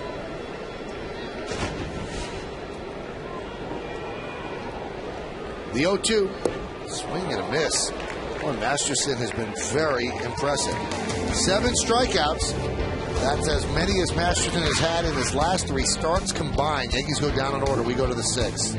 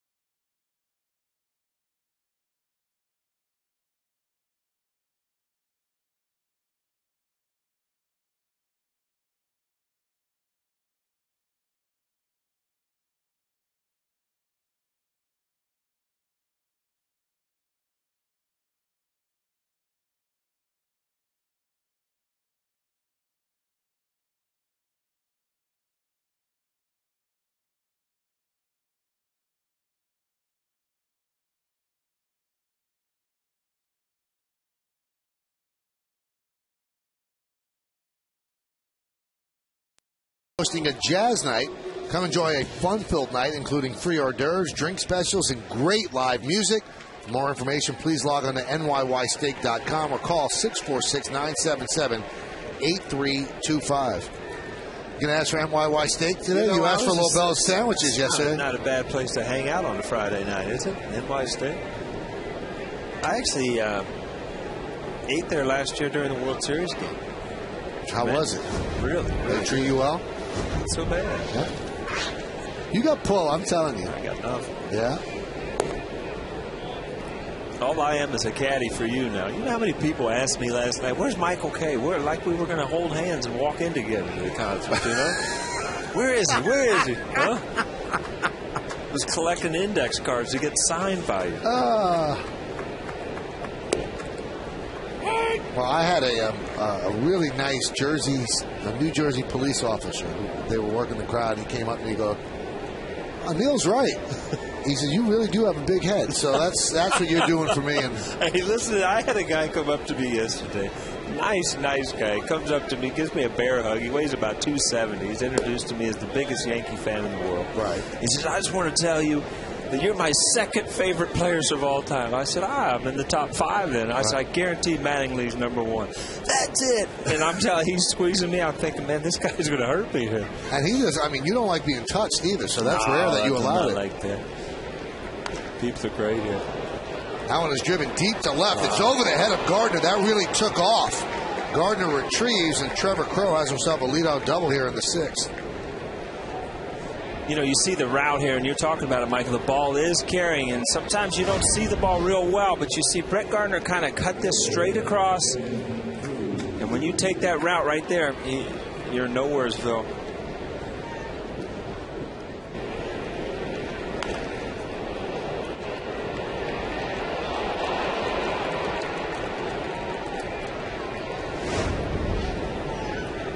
Brett Gardner, good defensive player. A lot of times during the day, you don't pick up the ball. It makes it difficult. Here's Chu. Yankees want the Indians to get out of town before Chu gets hot because they've really shut him down. You know, an outfielder's job is point A to point B, and if he went straight across here, and if he would have just gone straight across here, it's an easy play, and he'll make that play. But again, it's the read in a day game that you get from a fielder. You just don't pick it up as well, and you don't have time to adjust when it's hit that hard.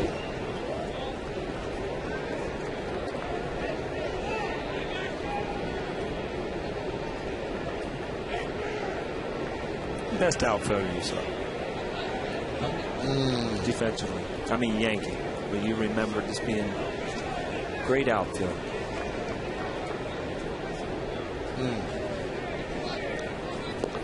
You know who was really an outstanding athlete? I mean, just a really great player out there? Winfield. Yeah.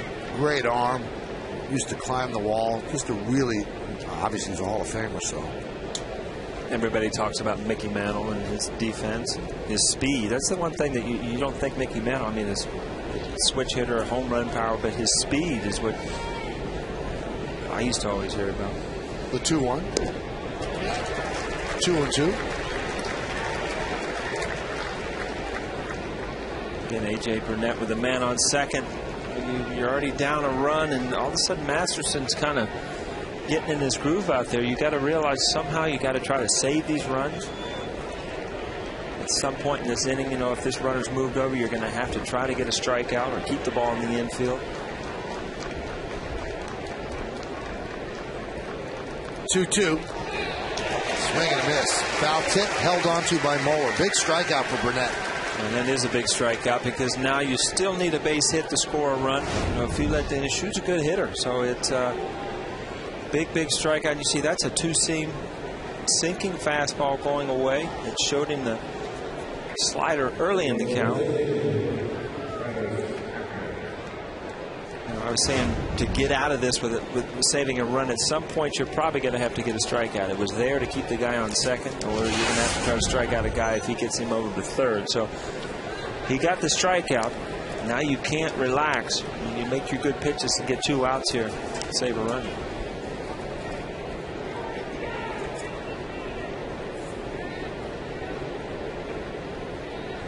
Pitch to Travis Hafner is a strike. I tell you, Burnett's sharp. I mean, that's more than a slider. That ball had a lot of break on it. Ends up on the inside corner.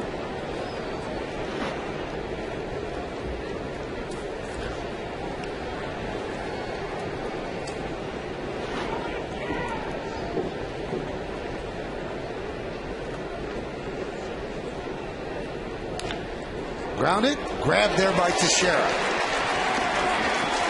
They get the out as Crow moves to third. And that's the one thing that you could really say about Teixeira. Struggling so mightily at the plate, he's not taken out on the field. You know, I don't do a lot of games, but every game I'm here, he does something defensively, whether it's pick a ball or make a play. And when he was traded over here or signed over here, that's what you heard about his defense. And I'll tell you one thing, he has not let anybody down the defensive side of the game. It's a good play, even in yes ball.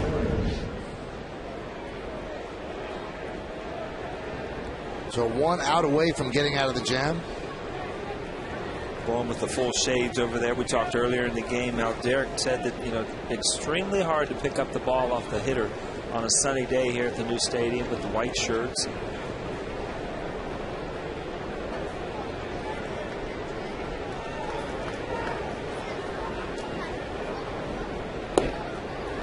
And a strike. 2 outs, runners in scoring position. Burnett holds opponents to a .206 batting average. You know, you were talking earlier in the game how, you know, he might just pitch from the stretch, and you don't know if it's that he bears down with people in scoring position or if he's that much more comfortable in the stretch. Low bridging Kearns. I'm going to ask him tomorrow. I'm going to ask him tomorrow, and then we'll talk about it on the air, because why wouldn't he? I mean, it's not a hardship for a starter to work out of the stretch, especially if he's presented with those numbers. I'll ask Dave Island as well.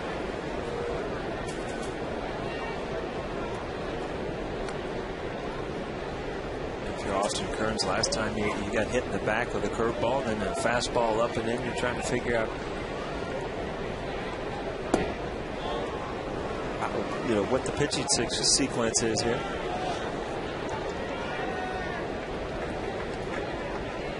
Those are the numbers we're talking about. 336 with no one on base, and then 193 out of the stretch.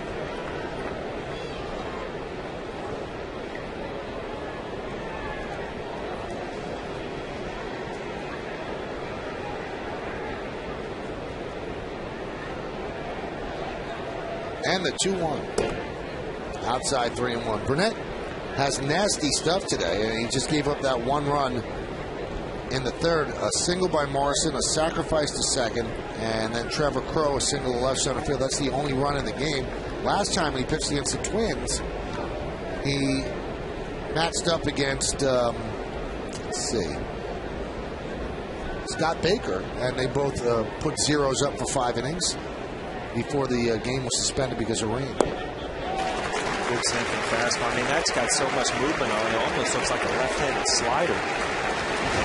You see the bottom just drops out of that, and that's really, really hard to cover as a hitter.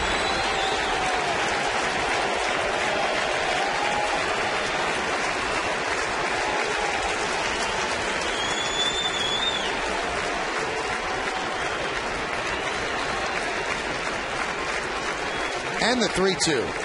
Strike 3. What a breaking ball. Big time pitching for A.J. Burnett.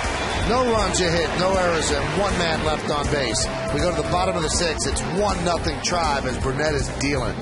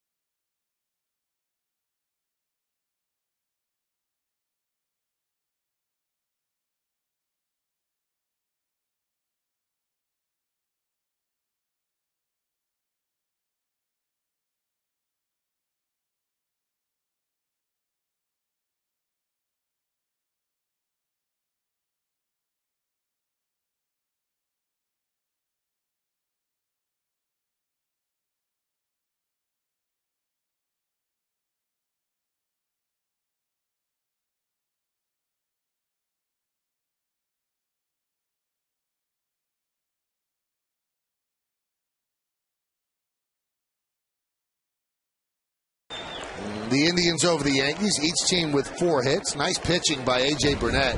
Really good. I mean, he was sharp as he was all game. Last inning, especially with the man on second base, got a couple. And as a hitter, you've got, see, that's almost a backup slider. You know he'll throw that two-seamer in. Ground ball grabbed there by Branyan. They get Granderson. And if you pick up a breaking ball, you expect it to be away, but this is almost that backup breaking ball, they call it. Ends up on the inside corner, and it just freezes you as a hitter.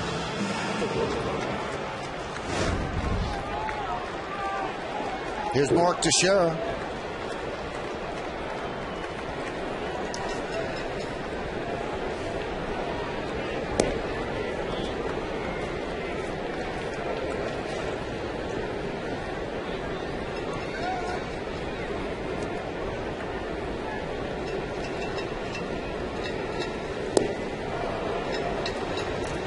It shows you how much of hitting is mental, because, I'm talking to Kevin Long about Teixeira. He said sometimes he hits the ball really hard, and then it's run down by an outfield, and then all of a sudden he thinks he's got to hit the ball out. And now he hits the ball right into the teeth of the shift as he has gunned down. He goes, so when you're starting to think I got to hit the ball out, then you change your swing. Time for another look at today's Toyota text ball. Once again, the question, which of these sports celebration injuries was the most bizarre? You've been texting us at 58772. You know about Kendry Morales out for the year, breaking his leg on a walk-off grand slam yesterday. And let's see how you voted. And 50% of you, fresh in the mind, picked Morales. Grammatica jumping, 23% Farrat headbutt. That was weird, where he headbutted the wall, I think, and knocked himself out. I think he was with the Redskins then.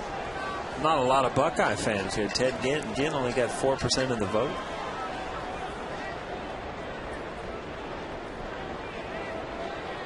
Yeah. Being a Buckeye fan, I was up on the couch, jumping and screaming and yelling. He runs back the opening kickoff, and the next thing you know, he's out for the game, and we're getting smoked.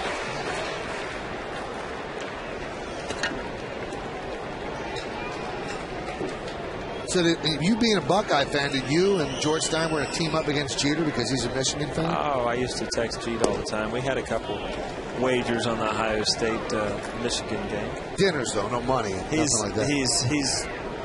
I mean, it was, dinner here, dinner there, but he's given up. I mean, Michigan is kind of fallen on hard times in football, but I still like to kind of rub it in on him a little bit. I'm sure Rich Rodriguez loves hearing that, as Alex Rodriguez swings him as Rich as the Michigan coach. You know Jim Tressel? I do. Met him a few times. Actually played golf with his wife a few times. She just had a health scare. Yeah, exactly. I was going to say, well wishes to her. Can you get me one of those vests? You like that? Yeah, that's sharp.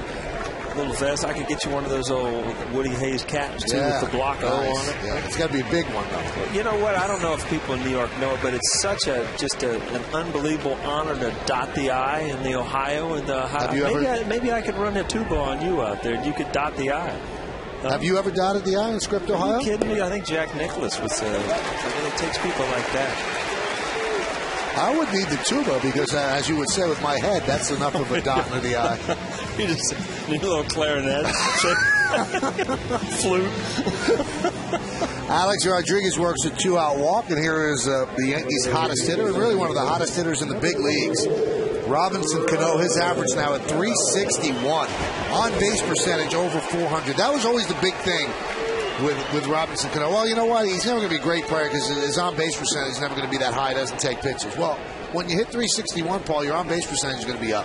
Yeah, I mean, he's the player right now, if you're home watching on TV, that, you just sit down and you watch how he goes about his at-bats now. He's comfortable.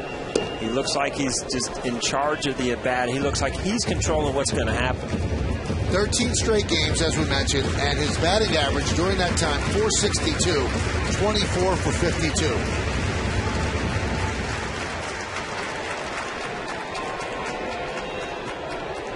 Five hits in 9 at-bats against Masterson. That includes today's 1 for 2. That one's driven to right center field. Could be trouble. Going back, Crow, and he makes the play on the track, right in front of the Yankee bullpen. So Cano gave it a ride, but not enough of a ride. No runs, no hits, no errors, and one man left on base. Crow got a good jump and hauled it in nicely as we take this one to the 7th.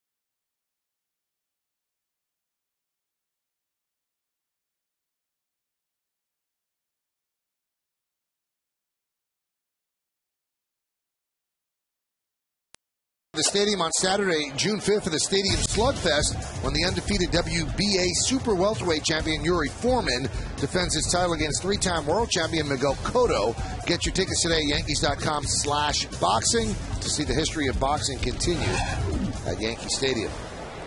We had to warm that up, Michael. You and I, a little wrestling match or something, huh? That'd be great. Yeah. I can see you in a, what do they call those wrestling things? Tights? Tights? Or? Yeah, I'll pass.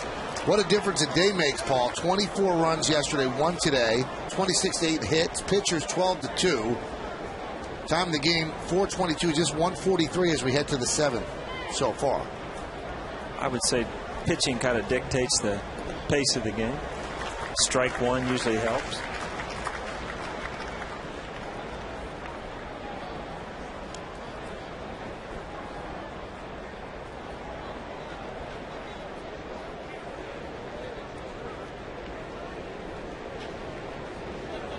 The 0-2. 1-2. Low pitch count on the Verizon Wireless scoreboard with the Indians up 1-0. Just 85 pitches for Burnett. We said before the game, at the start of the broadcast, Paul, he had to give them innings, especially with the bullpen beaten up the way it is, and he's given them innings. He's pitched very nicely today. He's also, this is the one guy, you know, if he makes a mistake to a lot of these guys, you know, it's a single, but, you know, you make a mistake to Brandon, and he'll put it in the seats, and that's the one thing, you know, leading off here, you don't want to walk a leadoff hitter, but you can't make a big mistake and give up a run, another run in a 1-0 game.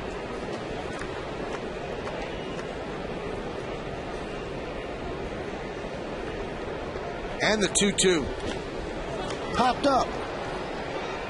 Jeter shades his eyes from the sun. He does that very well. One away. 5 strikeouts for A.J. Burnett. Let's take a look at each and every one. Well, we talked about Masterson. Burnett also good curveball.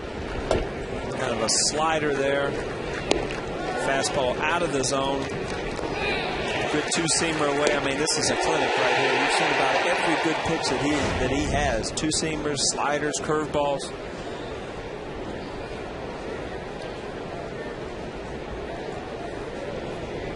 Here's Johnny Peralta. Now, we showed you Jeter making that play. This, not easy. Really struggling against the sun. Angling, shading his eyes. and then finally taking it home and going, wow, that was tough. Yeah, a lot of times it's the height or the trajectory of the ball that stays in the sun, and that one right there looked like it stayed in for a long time. Jeet, pretty good at that play, but I mean, there's almost only so much you can do as a player. If it doesn't come out of the sun, you know, you kind of stab at it where you think it's going to be.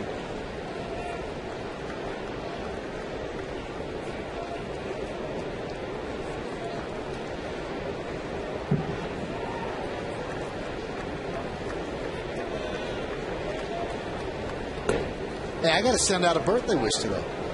To who? My sister, Debbie. It's her birthday. She is really the finest person I've ever met in my life. I can't believe I'm related to her. So happy birthday to her. It's good to hear. How old? Am we allowed to say that? I'll say it. She'll get She's really mad at me. Younger or older? She's older than me. Okay. Don't say it. She's 4 years older than me. I'm 49. So Yeah, if you can do the math, you know exactly how old she is today. Well, you better think of something special next year. Yeah? Johnny Peralta swings and misses. Before the game, a nice ceremony honoring some World War II veterans today. Norman DeYoung and Marvin Feinberg, as the Yankees all weekend have been honoring veterans. Yesterday, the Tuskegee Airmen, and today, Norman DeYoung and Marvin Feinberg. And Joe Girardi came out, took some pictures with them. A nice moment for men that really gave a lot of themselves to make this country what it is. And that's what Memorial Day weekend's all about. It's not about barbecues and things like that. And the men and women of the armed forces keep this country what it is, and we thank them every single day. But on this weekend, we really accentuate the thank yous. Fleet Week here in New York City. So a lot of servicemen and women here at the ballpark.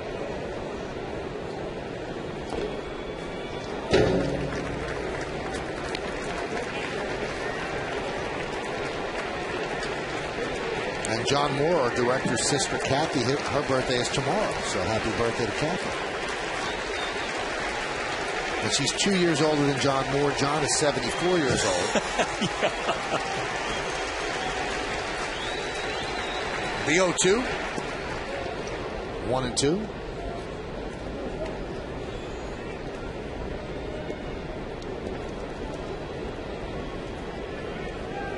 It's really funny to watch, not funny, but to watch Bernetti. It seems like he's complete control of his pitches, of the hitters, of the Indians lineup, but he's losing the game 1-0. So it's kind of a frustrating thing when you're throwing this well. You keep looking up.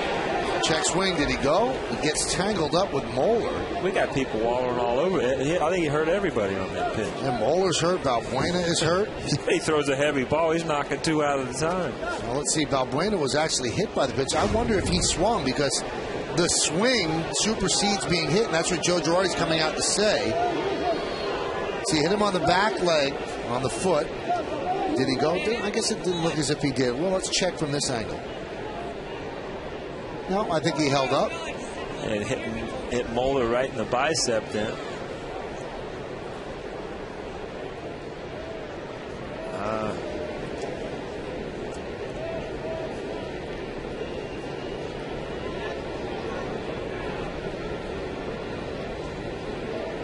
Oh, wow. Stepped on his hand, too.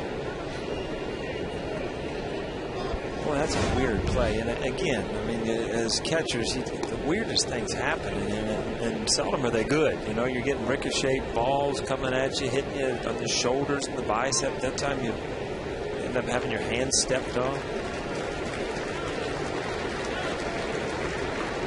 You know, Michael, you think about getting your hand stepped on, and most people don't realize, you know, it hurts with tennis shoes. You put some metal spikes on there, and a 180, 200-pound guy standing on it.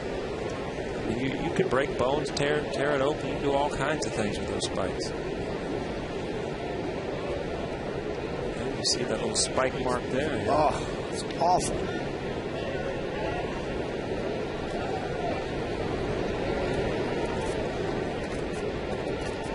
Here's Lou Marson. Again, you talk about Chad Moeller. He gets a couple days where he gets to play. You know, he hooks a home run foul. Now he's getting spiked, hitting the hand. I mean, these are the things that aren't supposed to happen when you get your limited starts. Well, you see those metal spikes on Moeller's shoe. Obviously, Valbuena, let's see if he has the rubber or the metal. No, he's got metal. Yeah. So that's why you see those indentations on Moeller's hand. In the old days, I don't know if you guys did it when you first came up, Paul. A lot of players would sharpen their spikes. Yeah, I always heard that story. I never saw or figured out what sharpen. I mean, a metal object going at you was enough without sharpening it. But I did hear those stories about Ty Cobb, yeah.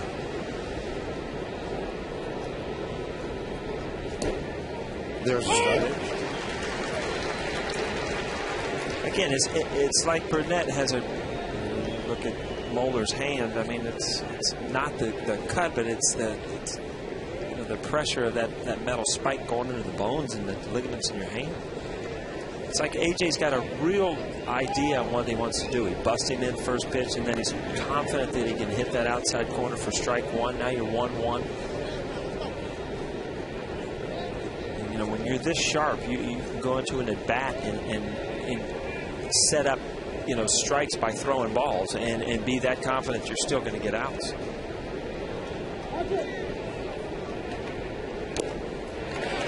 One and two, free and easy, throwing strikes. You look at what has happened in this at bat. He busts him in the first pitch with a two-seamer off the plate, goes strike away, go back to a two-seamer. Now he's, he can throw that slider or the curveball to try and get a strikeout. This is one time where you don't want to overthrow it and throw it in the dirt because, if it goes to the screen, obviously you put the runner into scoring position.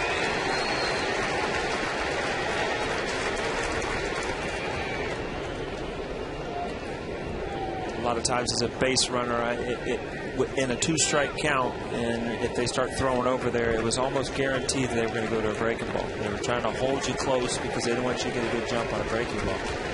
That happened a lot most of the time? I always felt that was a reason that they were throwing over there with two strikes.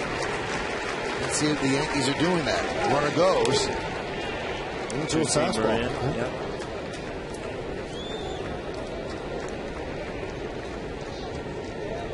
I learned a lot listening to you, O'Neill. Is that right? Yeah. Does any of it help you in life? Well, if I was young enough to play baseball, maybe. Yeah. Next time you're at second base at the Fenway media game, you'll remember that. Yeah. This will be the 100th pitch of the game for A.J. Burnett.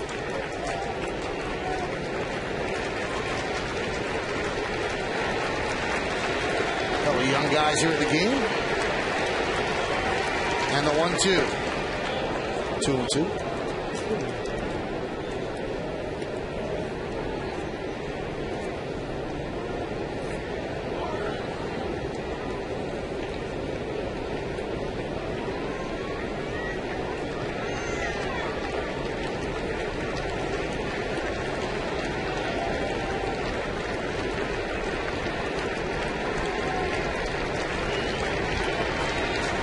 Nothing Indians.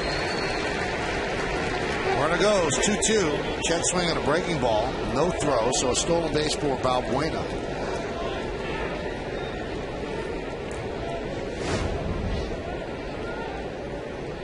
You see him laying in pretty good jump. Anytime you run on a breaking ball, obviously your chances of being safe are a little bit better, especially when it's hard to handle for Moeller down and away. And they're probably also thinking, let's run on him because his hand is barking. Be tough to throw. This copyrighted telecast presented by authority of the New York Yankees. It may not be reproduced or retransmitted in any form. And the accounts and descriptions of this game may not be disseminated without the express written consent of the aforementioned New York Yankees. We brought it up in the pregame, Michael, but this is the first time that Moeller and Burnett have worked together. And they have absolutely been on the same page. Moeller has done a great job at mixing things up, keeping the game going quick. 3-2. Grounded in the hole, backhanded by Jeter. He sets and fires, and the ball gets away from Mark Teixeira. Valbuena will score, and the Indians lead 2-0 on the E6. So that is a tough break for A.J. Burnett and the Yankees.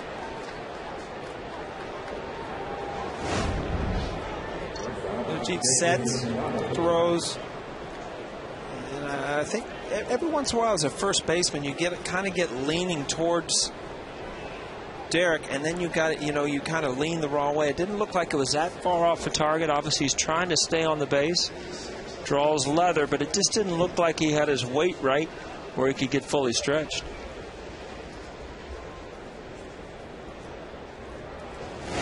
That's an E6 all the way, but you would at least want Teixeira to come off the back so the run doesn't score. Runner goes. That one's driven out to right field.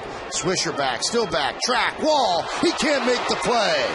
The carom played out there by Granderson.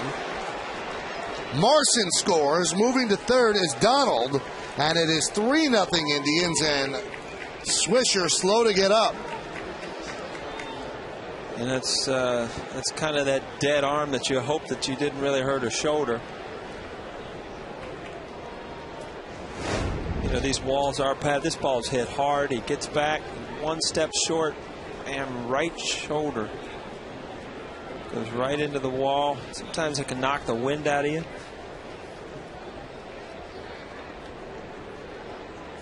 Kind of the same play you see right at the end there. He takes his eye off the ball to kind of find the wall.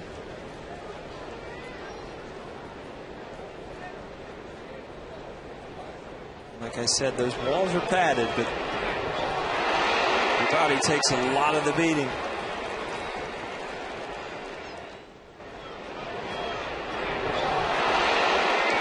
Now, Paul, let's talk about that.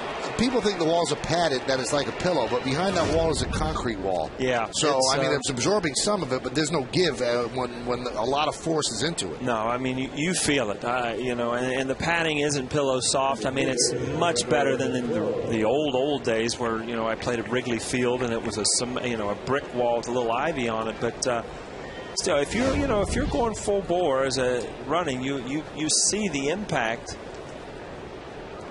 Remember Johnny Damon a couple of years, separated his shoulder, hitting into the wall. I mean, it can happen. Lenny Dykstra did it a few times in Philadelphia in the old days. So, just depending how you hit. And a lot of times what really is an outfielder is as you're lunging towards the ball, you kind of lose your balance. And so you don't have anything to brace it. A drag bunt fielded there by Teixeira, and he's going to beat Crow to the bag for the final out. But 2 quick outs in the inning, then a hit batter, a stolen base, an E6, a triple. And just like that, the Indians turn a 1-0 lead into a 3-0 lead at the end of 6.5. It's time for the 7th inning stretch, but we'll stay right here and honor America in the Bronx. Silent prayer as we remember the servicemen and women who are serving our country at home and around the globe.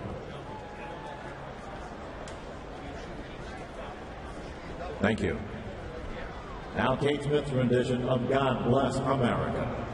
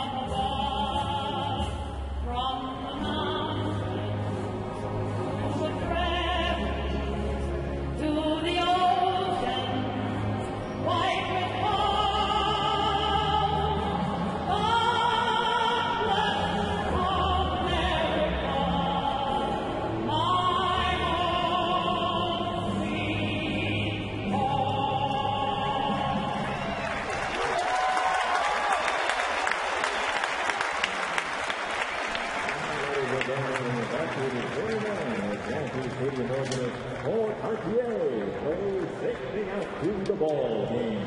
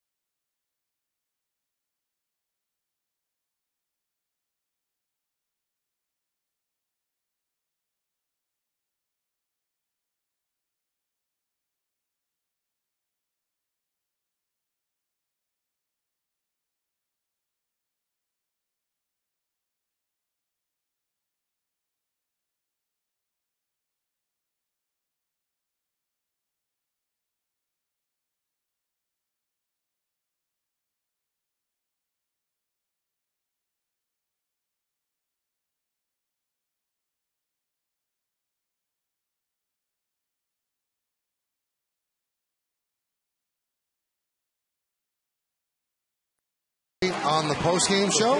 The Yankees are trying to avoid another downer of a postgame show for Yankee fans as they trail this one 3-0. So they got to play some catch-up. On the Verizon scoreboard, you see 3-5-0 for the Indians and 0-5-1 for the Yankees. And very simply put, you know, I know they're a major league team and they're 25 healthy young men and they're going to be battling and competitive. But the Yankees can't lose 2 games in a row to an Indians team. They can't be shut down for Justin Masterson, who has an 11-game losing streak. I mean, we say they can't, but, you know, the odds are, on paper, that they're a better team than the Indians, and they've got to show that. Yesterday was a very, very dispiriting loss. And Nick Swisher maybe starts to come back with a single to center field. You know, Masterson has been really, really good, but he hasn't had to pitch out of a jam all day. You know, you just wonder if you can get something going as the Yankees to help him realize. And you see Nick Swisher just staying on this pitch, drive right back up the middle. I'll tell you, he's got a good swing working.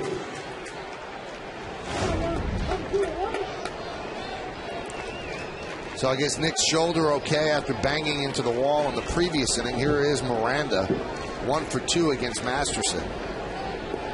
Pitch outside. You know, it's funny how you talk about Masterson and how he hasn't won a game, and all of a sudden, you know, you're pitching well. Now you get to the time of the game where, you know, if you have to get out of a jam, some of that negative thinking comes back. You know, can I get through this? This is the New York Yankees. I haven't won a game. All of a sudden, you have to start sorting through some things, and you lose your sharpness, you lose your control, and you just let your mind, your negative mind can take over at times.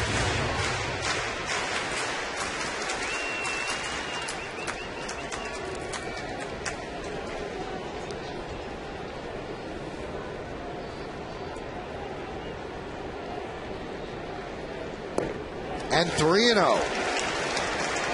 The Yankees are hoping that's happening right now with Masterson. There's nobody warming. He only has 90 pitches. Gardner is on deck.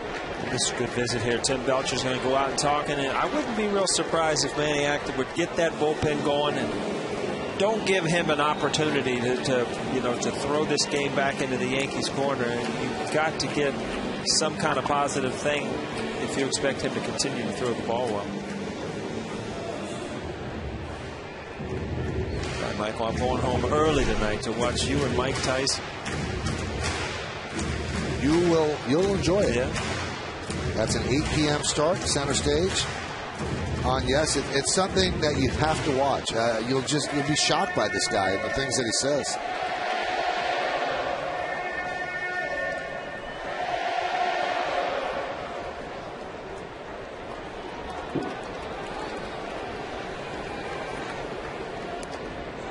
There's a strike to Miranda, so whatever Belcher said clicked for one pitch.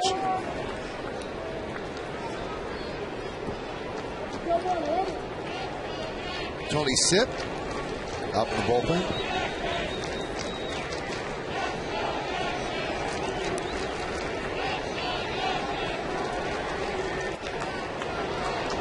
Oh, nice stab there by Branyan. And he takes the out. So Miranda is retired as Swisher moves to second.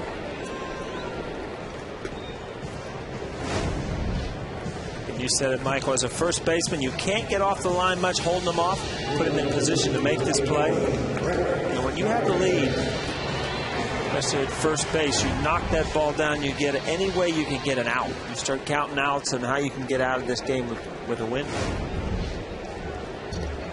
See, he doesn't creep off the bag much. That's a tough call for an umpire, too. The ball was before the base. Gardner shows bunt. Well, the rule is if it's before the base, the home plate umpire has to make the call. If it's after the base, the call becomes the call of the base umpire. Because before the base, the body is kind of in front of the ball. And he could be blocked out.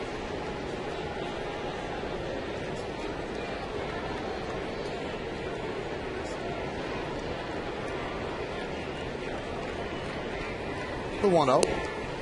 There's a strike.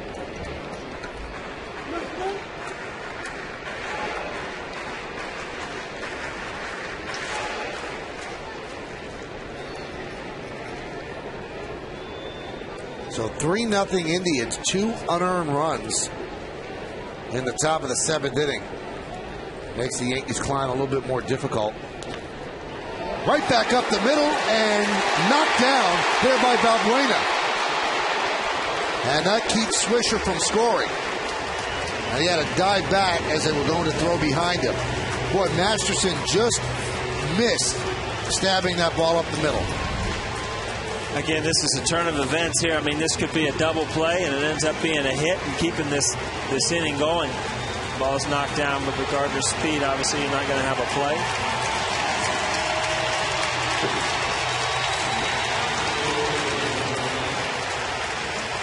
Ouch.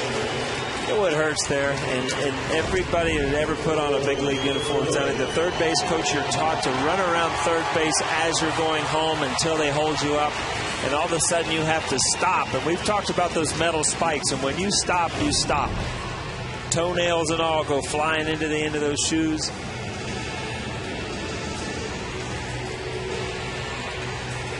Right there, like, ouch.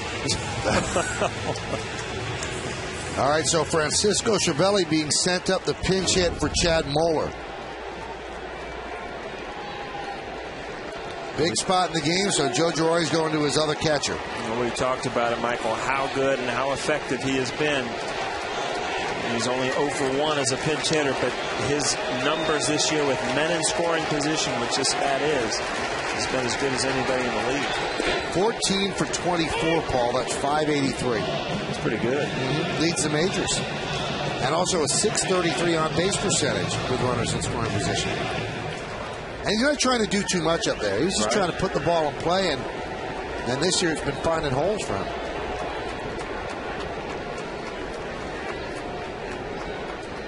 So first and third with one out. Yankees trying to get on the board.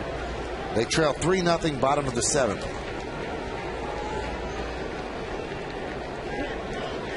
So Tony Sipp, the lefty, and Jensen Lewis, the righty.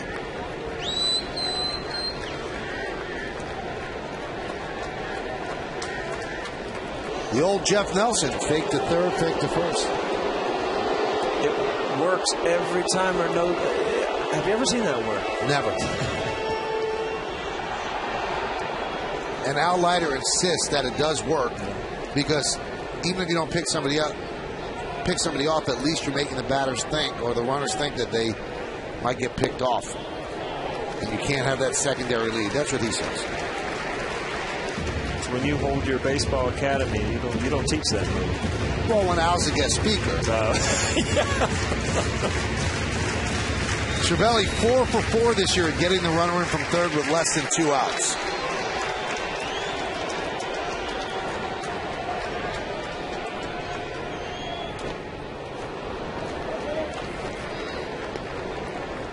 Now, this is no knock on Cervelli. We just gave you the numbers, how effective he's been.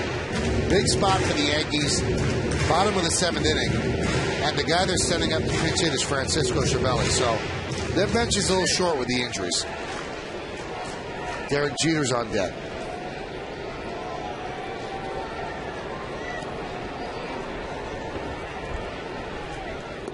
And he swings and misses. So Cervelli down on strikes. Big strikeout for Justin Masterson. 8th strikeout. Let's take a look at the pitch-by-pitch against Cervelli, brought to you by Suzuki Kizashi. Probably the best pitch he had to hit. First pitch right down the middle, but coming off the bench, you want to kind of time him a little bit. You see Masterson still keeping the ball down. Good movement, good two-seamer. Gets him a strikeout, but as a pinch hitter, you know, it's really hard to go up there and get yourself in a hole like he did. Like I said, that first pitch right down the middle, little movement. Probably the best pitch he had to have to hit the whole at bat. Here's Derek Jeter, a bunt single in the first. Since then, shut down, grounded to third, and a strikeout. 2,811 hits, leading all active players. Swing and a miss. First Yankee to lead the majors in active hits since Johnny Mize back in 1952. 100 pitches for Masterson, 64 strikes. Derek about a 380 hitter at home this year. 350 lifetime against the Indians. There's the old Jeff Nelson again. And every time in any ballpark, you get the same reaction from the fans. And I guess people start screaming balk. It's obviously not a balk. It's so blatant you think the umpires would pick it up. Jeter 10 for 24 with 2 outs and runners in scoring position. Grounded foul.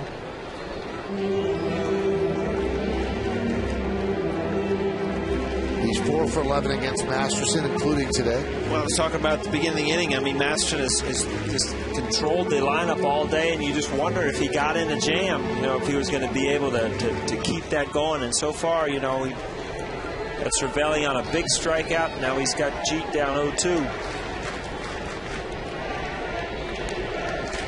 A.J. Burnett waiting for that scoreboard to change, trying to get back into this game.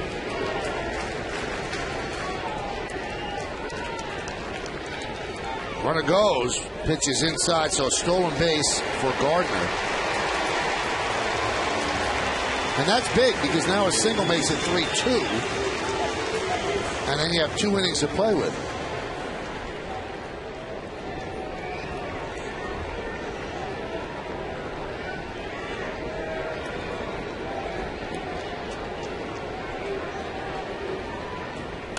Line drive, base hit. Here comes Gardner. Here's the throw. Here's the play. He's safe. A 2-run single for Jeter. And the Yankees trail 3-2.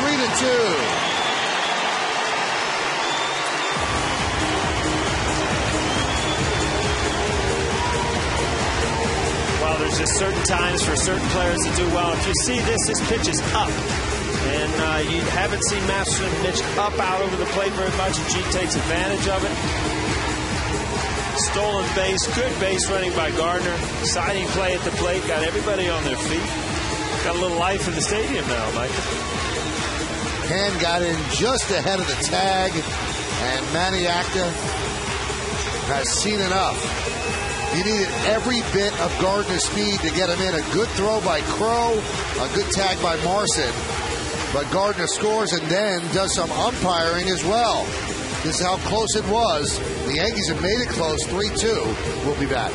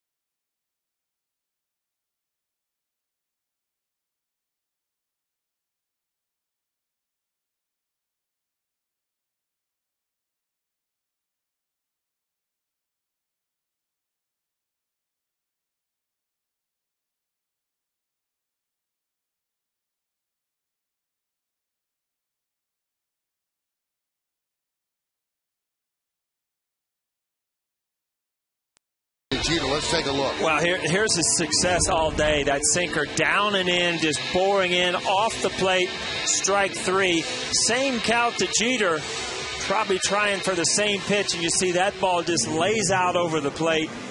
Derek Jeter's too good of a hitter in situations like that to miss, and it just shows you how fine on the line is against a good major league hitter. Jeet trying to read that ball to see if he can go to second. Good enough throw where it could have been cut. He's got to stay at home.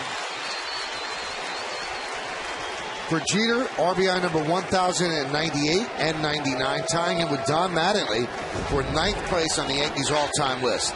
Tony Sipp against Curtis Granderson. And Manny Acta has to make the call to the bullpen, brought to you by AT&T. Rethink possible. Was not surprised to see a slider, their first pitch to Granderson. You know, Cano hit a fastball the other night for a grand slam. Granderson had a great swing on a fastball from Sip. All of a sudden, you see him coming out of the bullpen with a little memory of how they hit him, and then you got back-to-back sliders. Now, if you're Granderson, knowing that you hit the fastball off him, are you expecting him to throw a slider there? Well, you're expecting early in the count. You don't, he might try to get ahead with the fastball, but definitely late in the count, you're not going to see a fastball to hit.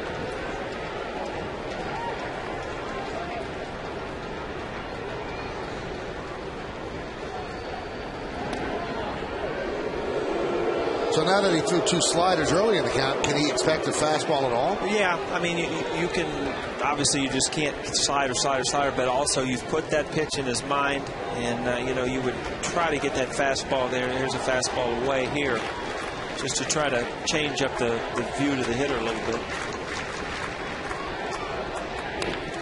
Driven to right field. It is a base hit. It's going to go up against the wall. Jeter motors to third. Granderson's at second with a double. So the Yankees have runners on second and third with 2 outs.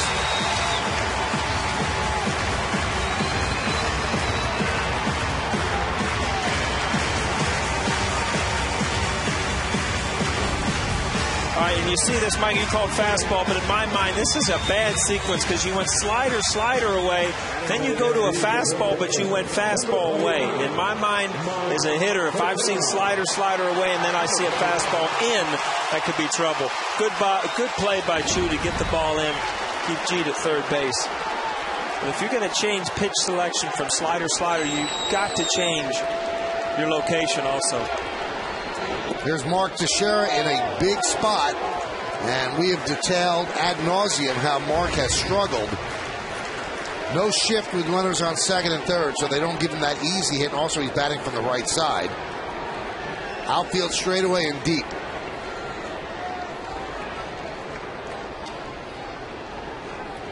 And the 0-1. 0-2. See, that was a slider in, and then that was a fastball away. So you've changed location again.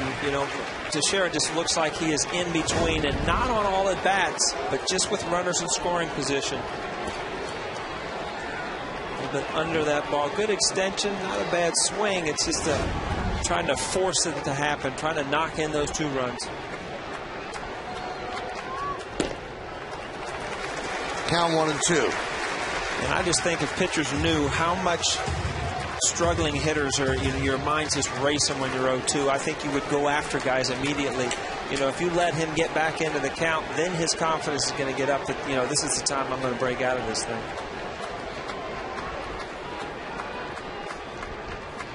The 1-2. I've always wondered why it seems like, all right, now I'm going to get cute on 0-2, and it happens every single time. I mean, you're scolded so much as a pitcher if you give up a hit 0-2. As a hitter, you're so defensive when you're 0-2, and if they just waste a pitch and then go for the perfect pitch, now you're 2-2, and I consider 2-2 a hitter's count. Well, that's what it is right now on Teixeira. Yankees have Jeter at third and Granderson at second. A single in all likelihood gives the Yankees a 4-3 lead. We're in the bottom of the 7th inning. The 2-2. Off the end of the bat, foul back. And if you're Masterson, you're almost sitting on the bench expecting something bad to happen. You cannot get a win for anything. That's kind of a tough pitch to take, but a tough pitch to hit. Best thing that can happen is what happened right there is you just foul it off and hope you get something better to hit.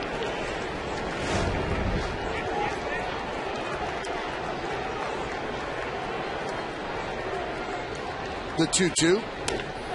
Driven deep to left field. Going back, turns on the track. Looking up. See ya! A monster shot by Mark Teixeira. A 3-run home run. And the Yankees lead 5-3 on the 250th career home run by Mark Teixeira.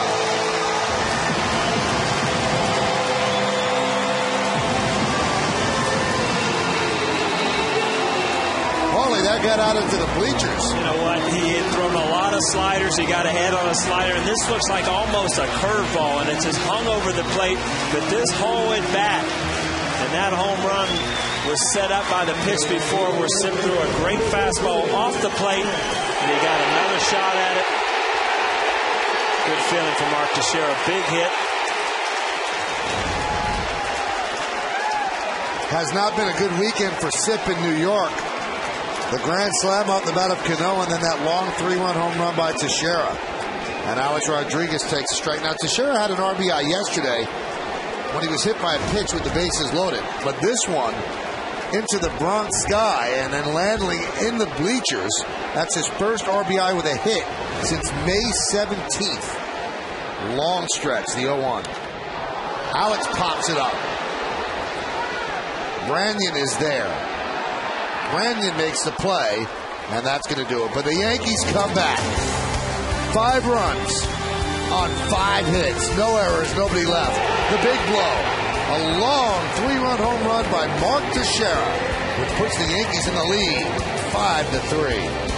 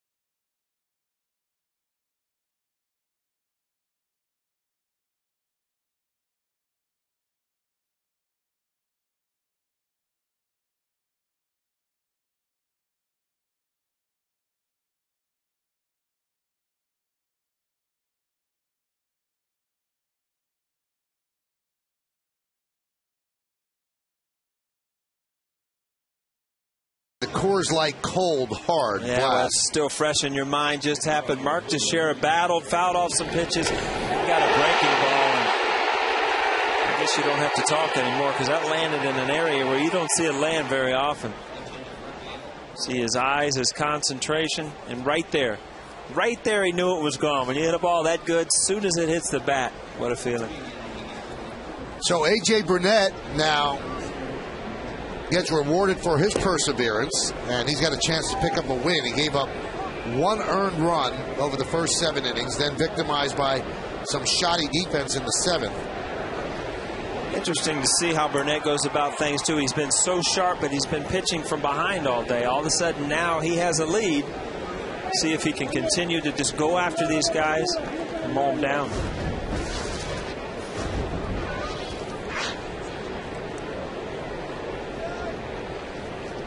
The 1-0 to Chu. Grounded to Alex Rodriguez. And they continue to shut Chu down. He is 0 for 4 today. And he is 0 for his last 17.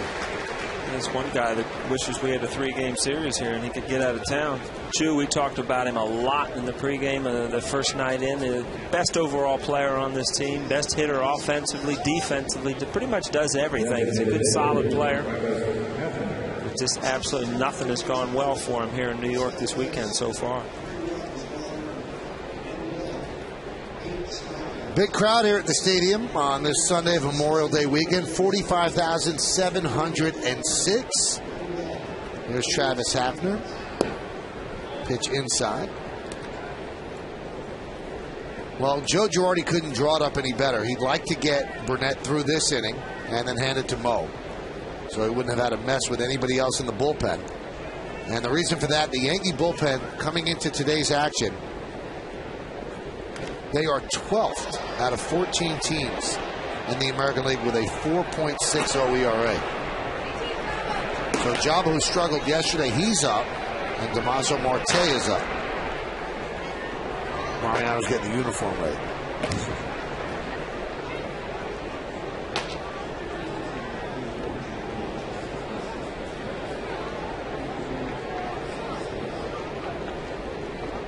And you got to feel a little bit sorry for Justin Masterson, Paul, because this guy has an 11-game losing streak. Looked like he was pitching a great game. Oh, he was pitching a great game, and all of a sudden, you know, he got into one jam and made one bad pitch to Derek Jeter, who just kind of gave Mark Teixeira an opportunity to come up and hit that huge 3-run homer.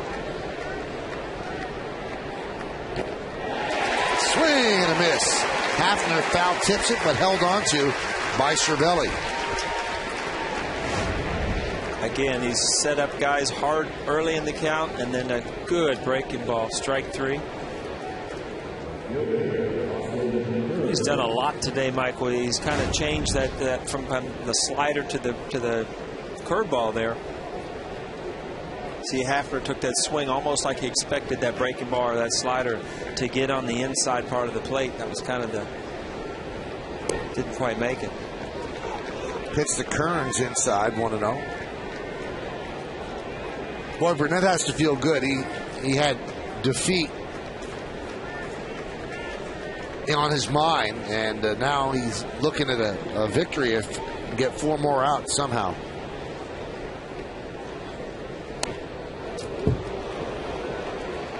He's looking to complete 8 innings for the second time this year. He did it on April 29th at Baltimore. And the last time he pitched, he had some late magic. He had the 5 innings of scoreless ball against the Twins, game suspended. He goes to sleep, wakes up the next day. Derek Jeter hits a home run in the 6th inning off Brian Dunsing. He's still the pitcher of record, doesn't pitch that day, but he picks up the win. 1-1. He's dealing. He can see the finish line. And the count 1-2. You really can't say enough about what Moeller did today, too. Just the first time he's caught him, kept him in a great rhythm. Didn't see a lot of guys shaking off or anything like he did yesterday. Now Cervelli's going to catch him here in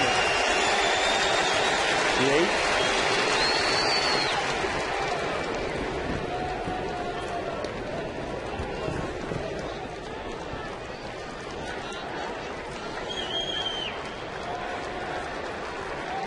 Kearns 0 for 2 in his hit by pitch there. That started that 2-run rally in the 7th inning. Put the Yankees in a 3-0 hole.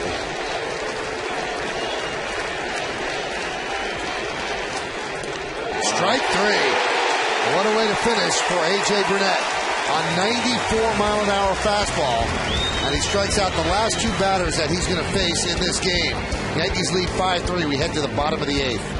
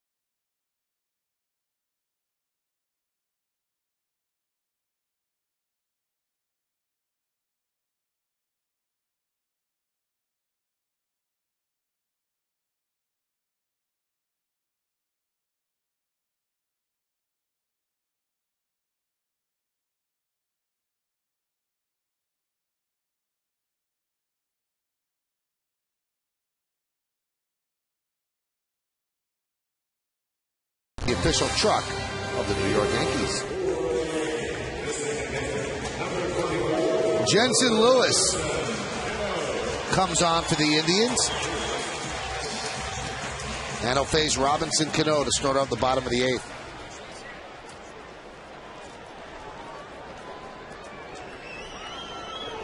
Cano is 1 for 3. Extended his hitting streak to 13 straight.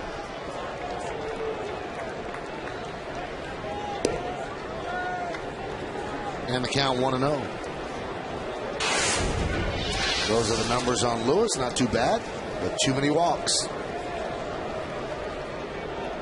17 base runners, that means, in less than 11 innings pitched. Foul back. Oh, kid brought a glove and a really nice play.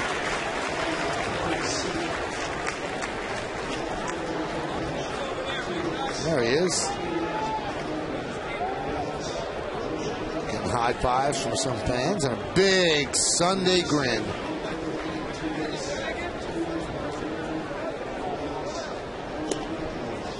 You know, you said something like this yesterday, Paul. 30 years from now, he's going to be talking about that. Yeah, I caught this ball at the stadium.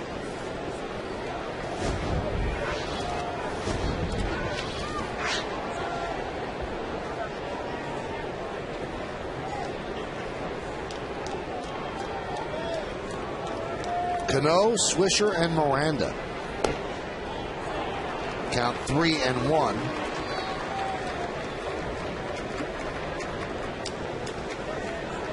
See those in-between pitches, the close pitches that can go either way. When you're a hot hitter, it seems like everything goes your way.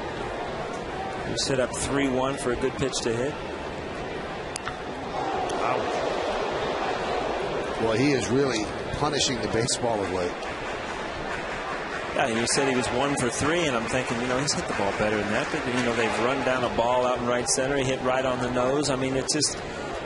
It's a mental thing when you go up there. You just know you're going to hit it hard somewhere. And the way you make your outs is if you hit it hard at somebody when you're hitting the ball like this.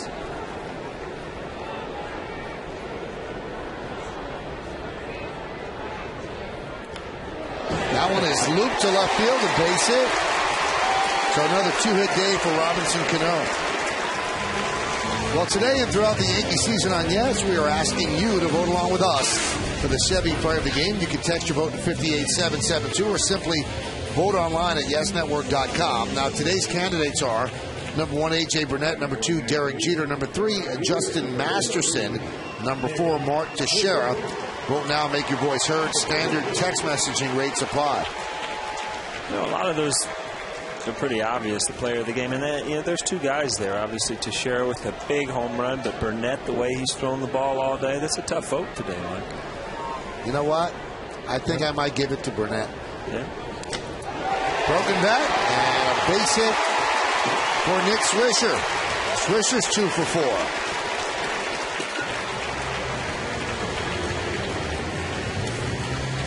You know, a lot of times, and it's a funny way to look at it, but a lot of times you can tell, you see Nick Swisher stays with it enough, broken bat, that it died a hero with a hit.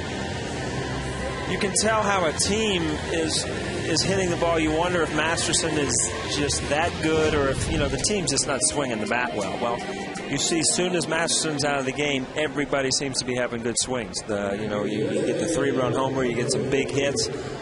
So that, to me, as a manager, tells me that Masterson had really, really good stuff, and it wasn't my team going, you know, just going out there and going through the motions if you're Joe Girardi. Here's Juan Miranda, and I need you to put on your doctor's cap for a minute because I want you to see something, Paul. Watch when Nick Swisher runs to first. And remember, he had run into the wall before. Watch how he's like dangling his right arm without pumping it. Is that a problem, you think? Yeah, there's definitely something in there that's hurting. You kind of get that dead arm. And he ran into the wall with that shoulder. See, Gino and Stevie will be looking at that. The infamous with the AC joint that is in your shoulder. Is that it? You know, you can mess that up or get it bruised. And you know what's weird, Paul, is after he ran into the wall, he's 2 for 2. Single to center, and then that bloop single to right center. That one is drilled to right field. Off the bat of Miranda. That's one out, up against the wall. Cano scores. Swisher moves to third. Moving to second with an RBI double. Juan Miranda, and it's 6-3 Yankees. Boy, if you look at, you bring in that bullpen, and boy, the Yankees are just feasting. This ball's hit right on the nose.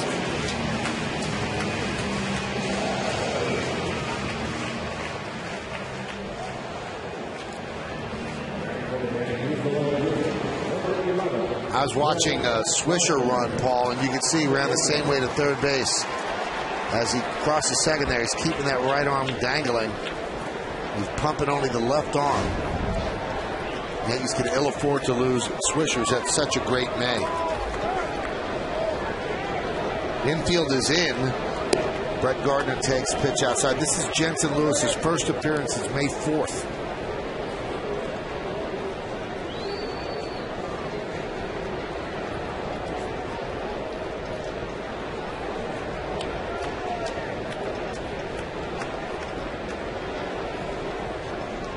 The 1-0.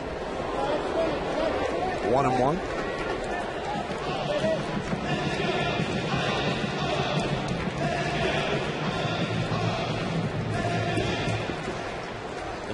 These were at bats that if you're Brett Gardner, of course everybody wants to go up with men on base and start driving the ball into the seats, become a home run hitter for an at bat. But you really got to work on what you do. I mean, you're a slap hitter, slap the ball out.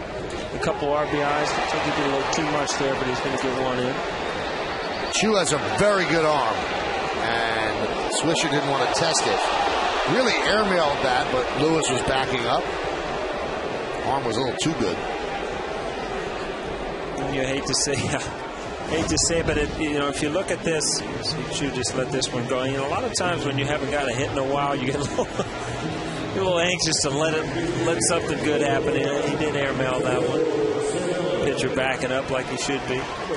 But if you look at that last swing by Brett Gardner, just it looked like he tried to do a little bit too much with it. Try to hit it in the seats instead of just drive it in the outfield, get your runs in. Infield remains in for Cervelli. Another RBI opportunity for him.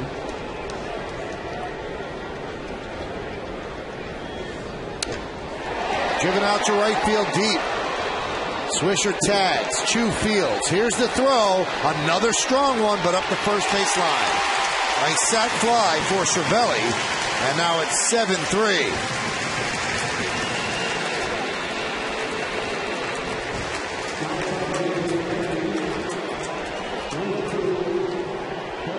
We said the first time when Cervelli pinch hit, the best pitch he had to hit in the account was a 1. And you see, he got it deep enough. You see Swisher running pretty well there.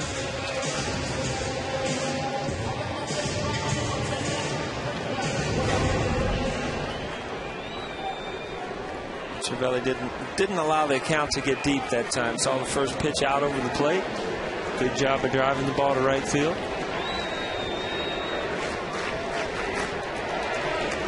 Runner at second. Here's Jeter. Jeter got a big hit for the Yankees in this game. Big hit.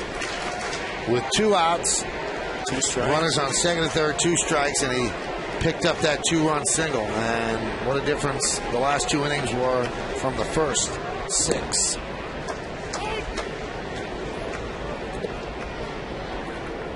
Not a save situation, but Mo has not had many opportunities to pitch, so he continues to warm. Yankees need to get him work.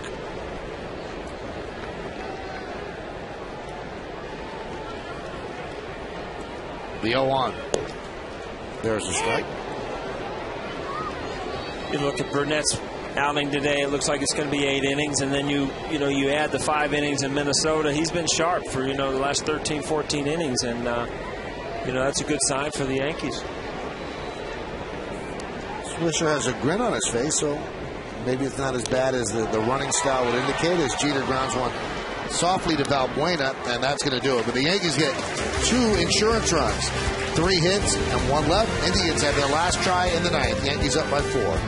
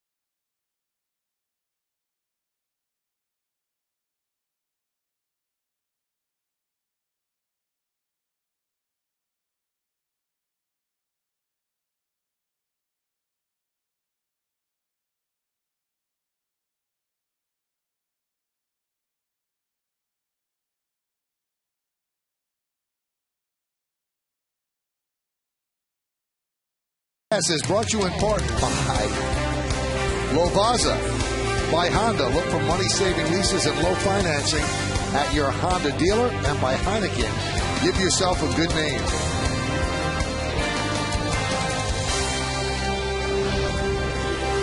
As we go to the ninth inning, it's time, Paul, for the Land Rover driving the game. Why get a car when you can own a Land Rover? Well, the only one I can think of that people will remember is Mark Teixeira. 2 strikes, a curveball. Ended up in State Farmville out there. Is that the what that area is called? State Farmville? It is now State Farmville. How'd they do with it? Well, Mariano has not pitched since Wednesday in Minnesota when he pitched twice. He completed the suspended game and then the scheduled game, and now trying to get the final 3 outs of a 7-3 Yankee lead here in the ninth. Russell Branyan against Rivera. You know, if you look out there at State Farmville, as we now call it, Michael, right. There's a lower section, and then there's the penthouse. And he went into the penthouse in the upper deck of the State Farm. So you got the lower State Farm. Then you're up here in the penthouse. You know, you get up here in the penthouse, boy, you've hit it. I'm looking at this day, Michael. A beautiful day. You come to the ballpark. How many good things have happened if you're a Yankees fan? You know, it looks like you're going to win. You know, Burnett threw a great game for you. Jeter comes through with a huge hit. Teixeira hits a 3-run homer, and it's not a save situation, but you get to see the greatest closer pitch. I mean, it's a lot of bases covered for a Yankee baseball game. It's a nice day. Right? It's a nice day. Now, what would it be in right field, Paul? Would it be Modellville or the town of Modell's? Modellland? Modellland. Modell Land is kind of a local thing, and Modell's is local, so let's go with Modell Land.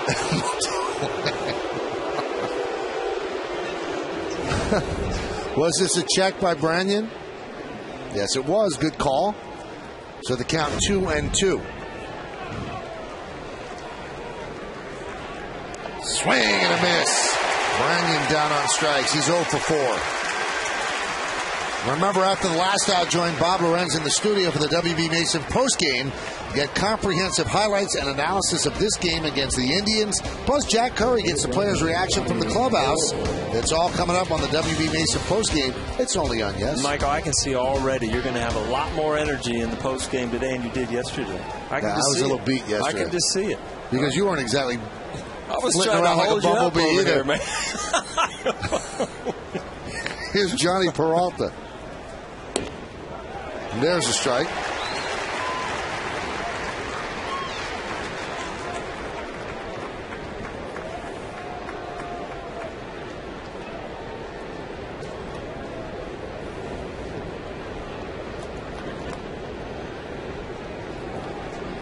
Peralta 0 for 3 with 2 strikeouts. He's got 2 strikes now in this at bat.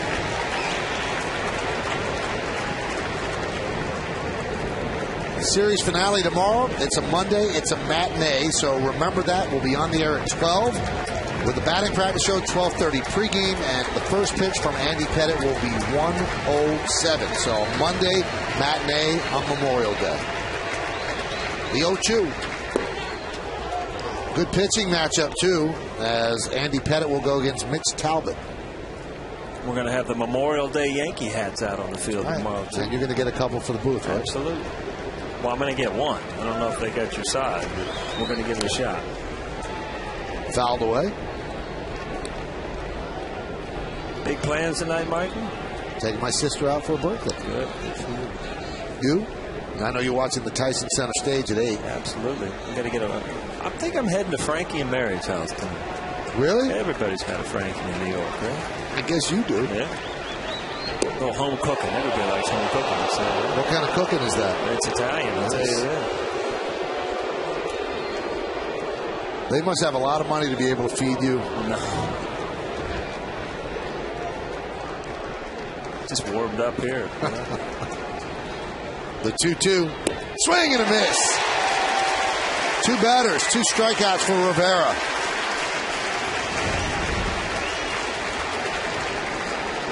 A 2-seamer. You don't see there much from Mariano, but running that ball in on Peralta. Yes, Mo, the pitch by the Yankees, Mo.